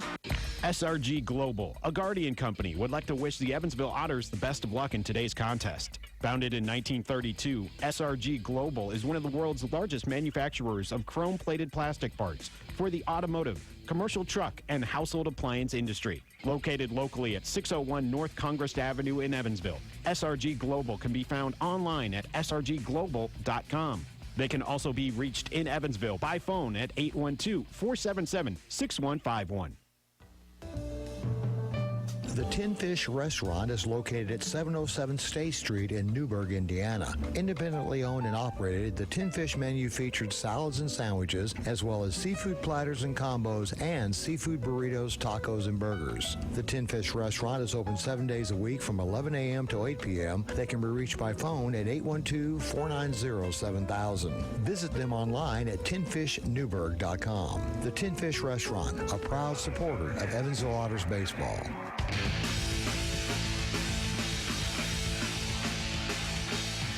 Welcome back to Evansville Otters baseball. Dave Nguyen and Bill McCune on the call. Austin Nicely's day is done. He was out to actually pitch for the 7th or the 8th inning and was attended to by the athletic trainer Sarah Zirk, as well as Otters skipper Andy McCauley. And we do not know the specifics on Austin Nicely, but he was exiting the ball game on an apparent injury. Now, wasn't he on, had a problem a couple of weeks ago? He missed a turn or so? No, that's the snake. Oh, the Vale, Mr. Vale. Right. Yes. Oh, okay, I knew Vale, but I thought it was both. Okay, Yeah. my mistake. They're good. When's the snake going to come back? Well, we're hoping sometime later this week. We need him for this rush down to the playoffs, I tell you that. He'll be ready by then. Well, I hope so. He's confident he'll be ready. To the plate for the Otters with the knuckleballer Chris Amend in the ball game. First pitch to Keith Griesaber is a ball. Keith has the only hit off the knuckleballer. He had a single. And the third baseman is playing them deep. And everybody, you know, I remember playing softball in my career in a city league back home in New Jersey. And they had, it was fast pitch. And this is a pop-up. Now it's drifting to the outfield, and making that catch is Pintor in left center for out number 1. And that's what my point was just going to say. There was this one pitcher that lobbed the ball in, and everybody jacked up to hit one. And what they did is exactly what we're seeing. They're hitting fly balls to left field or right field or center field. They're not near the fence. They're just fly balls in the outfield because you're over swinging. Just meet the ball. Now here we got Brian up again. First pitch to him. Now, and I can understand why the players are caught off guard because, correct me if I'm wrong, a baseball player is trained to hit a 90 to 95 mile an hour fastball so they get the timing and the bat speed, and that's the reason why there's batting practice. Despite in BP, the coaches pitching halfway between home plate and the pitcher's mound. 40 miles an hour. It's about timing. Right. That's why there's BP and hitting in the cages. Well, it's yes, to loosen yourself up and on. Right. So in other words, when you throw a guy like Amend in there, the Otters collectively as a team aren't used to seeing pitching like that, and therefore it might be more of a mental thing than a physical thing, because then, as you said, they'll try to back up or charge, and right. try to uppercut it and try to get out of the ballpark. Instead, it'll be pop-ups as Ryan Long works a walk. Well, what you're saying is so true. And let's use Boots Day as an example. Pitching, batting practice at 40 miles an hour. However, he's lobbing the ball. It's straight. Yes. This guy is throwing a 40, 50 mile an hour. The ball is wiggling because that's what a knuckler does. It's here, then it's there, then it's here. So it's not as straight. So you can hit Boots, but here you have a little difficulty. The ball is moving. Right.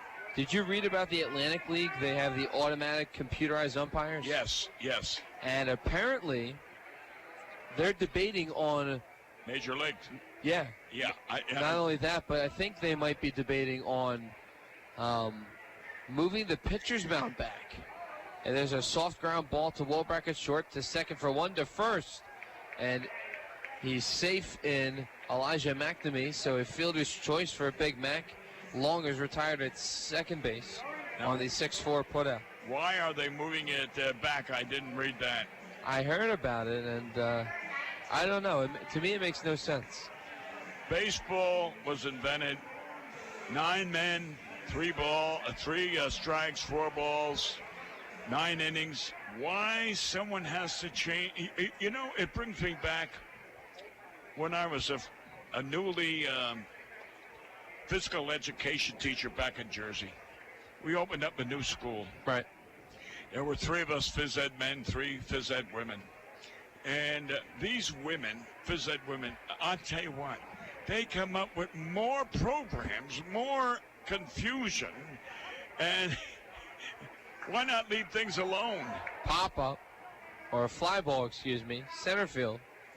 And making the catch is Ricky Ramirez Jr. We are 8 up, 8 down, heading to the top of the 9th. Otters up 10 on 91.5 WUEV and the Otters Digital Network. Injuries are inevitable. It doesn't matter if you're playing baseball, walking the dog, or falling from a ladder. Injuries happen. When they do, Tri-State Orthopedics offers treatment for sprains, strains, and fractures by medical specialists.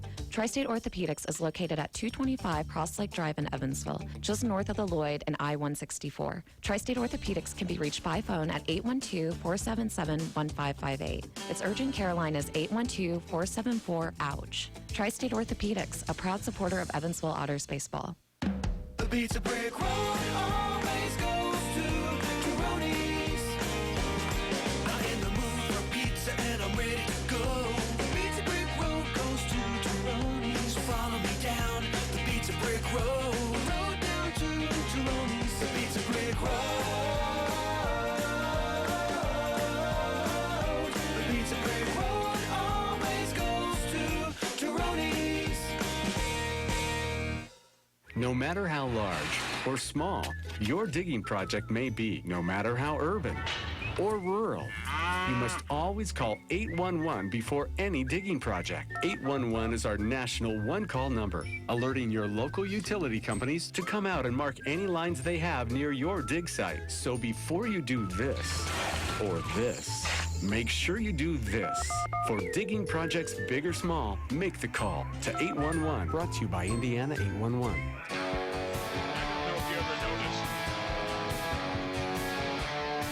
Welcome back to Evansville Otters baseball. Dave Nguyen, Bill McCune on the call. Top 9, Otters up 10-0. Could be a shutout, and you said nicely had 2 shutouts already this season, and he could get the credit for the win and the shutout for 7, and it'd be nice. That'd be really, really nice. Nice for nicely? Really nice. First pitch from Norcus to Taylor Bryant is in there for strike 1. And they announced tonight's attendance. 4,016 people showed up to Star Wars night tonight. Excellent crowd. Oh, yeah. I wonder how many were from outer space. Quite a few. 0-1. Inside for ball 1. Bryant today is 1 for 2, reaching on an error, and he has a single. Now my question is, those guys that were dressed up in all those costumes, were they rented? Are they professional people, or are they just average? I think they get paid to dress up. Yeah, but I mean, they own those clothing, and they appear in different places. Yes. Yeah. Okay. So they're professionals. Yes. I did get my picture in with Darth Vader. He told me to come to the dark side because they have cookies. Oh.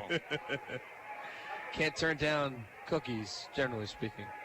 2-1 to Taylor Bryant is a fly ball, center field. Hunter Cullen is there.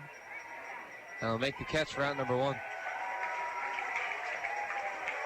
You know, I had made the comment earlier, and I'll repeat myself now.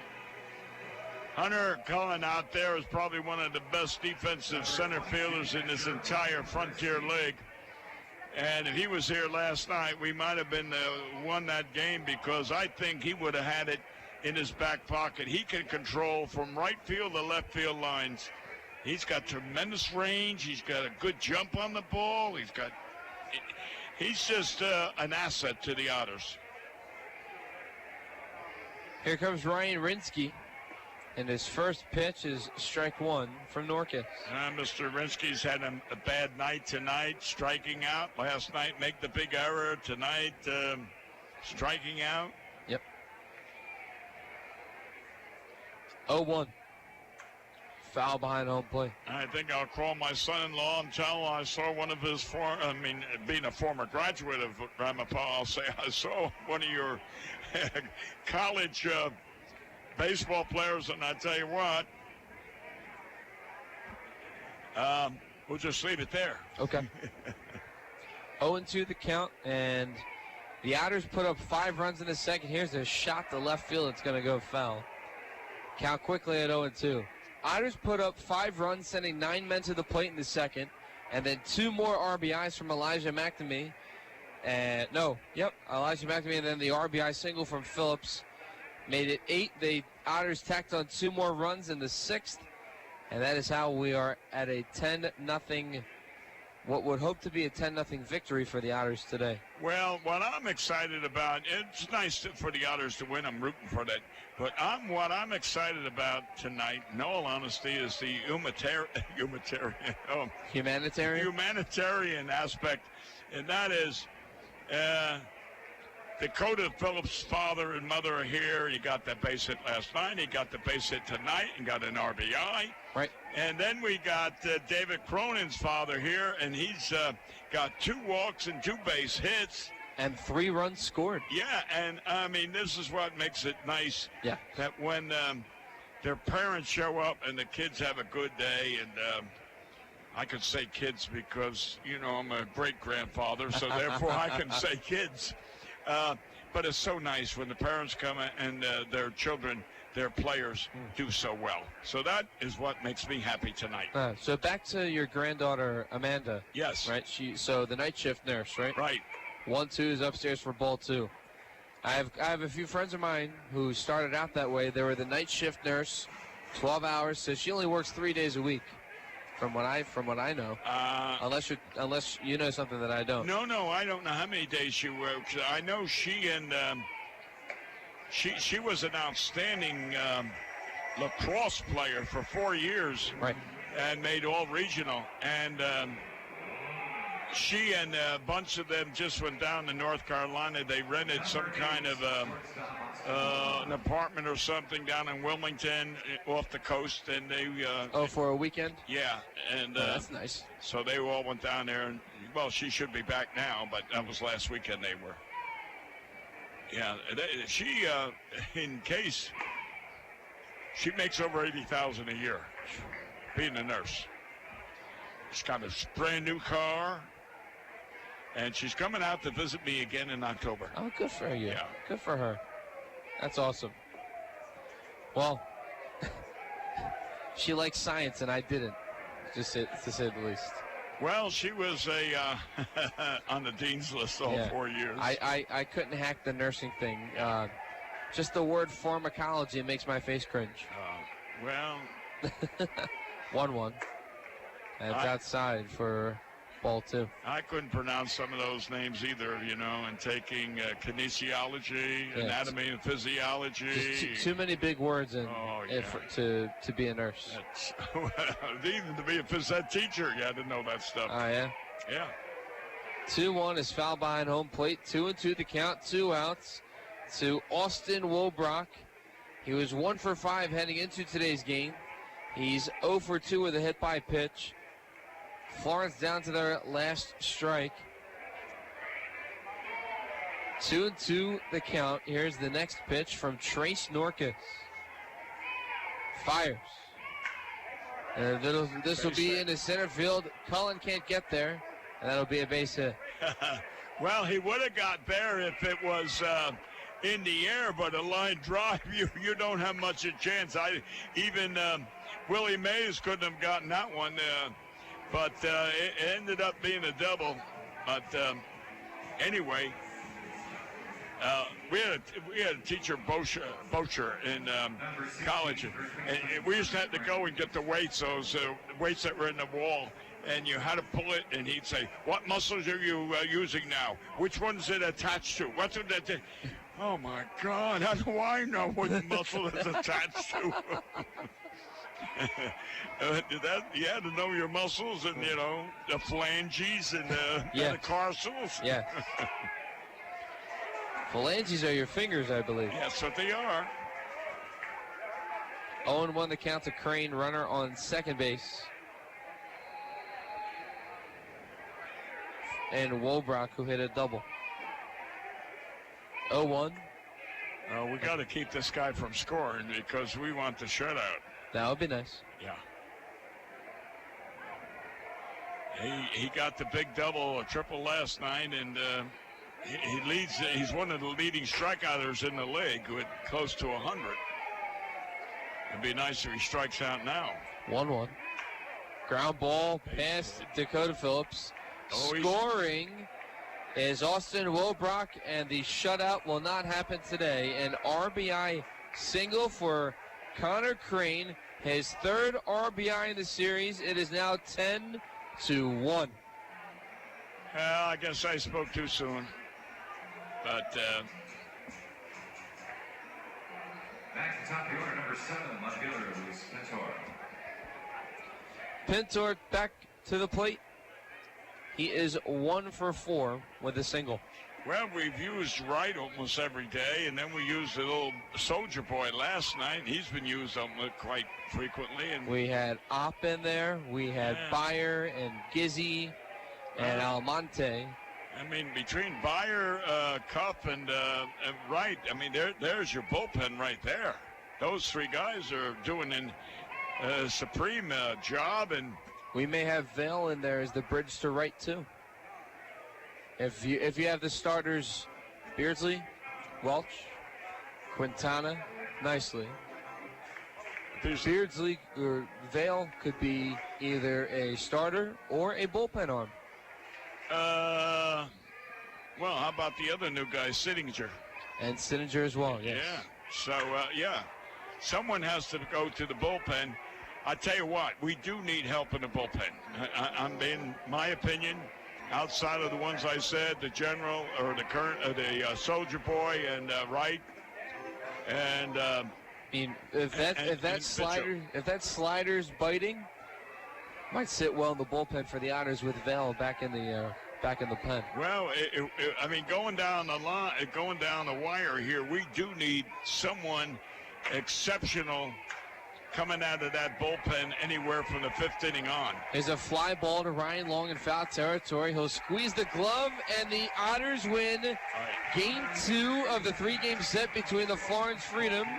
The Otters are now 1.5 games in front of the Florence Freedom. More importantly, there will be a rubber match tomorrow afternoon at Bosse Field. Otters win 10-1. And my MVP of the game personally is Austin Nicely. I'll go along with that. Okay. I'll give you that credit. However, I'm going to say, I'll agree with you, but I'm also going to say it was a team effort. 100%. That won today, yeah. We had really good defense, solid pitching. The Otters had quality at-bats in the field at the plate today. They put up 5 runs in the second. 3 more in the 4th to blow this game wide open, and Austin Nicely cruised through 7 innings. Yeah. Let's go around the Frontier League scoreboard one more time. As the Schaumburg Boomers and Lake Erie Crushers are in the top of the 13th in Cleveland. That's not good. 4-1 Thunderbolts over the Slammers. Otters win 10-1. The Gateway Grizzlies lead the River City Rascals 5-0 in the bottom of the 8th at GCS Credit Union Ballpark. And the Southern Illinois Miners, after getting swept by the Otters, they won last night against Washington, and then they win tonight by a score of 2-1.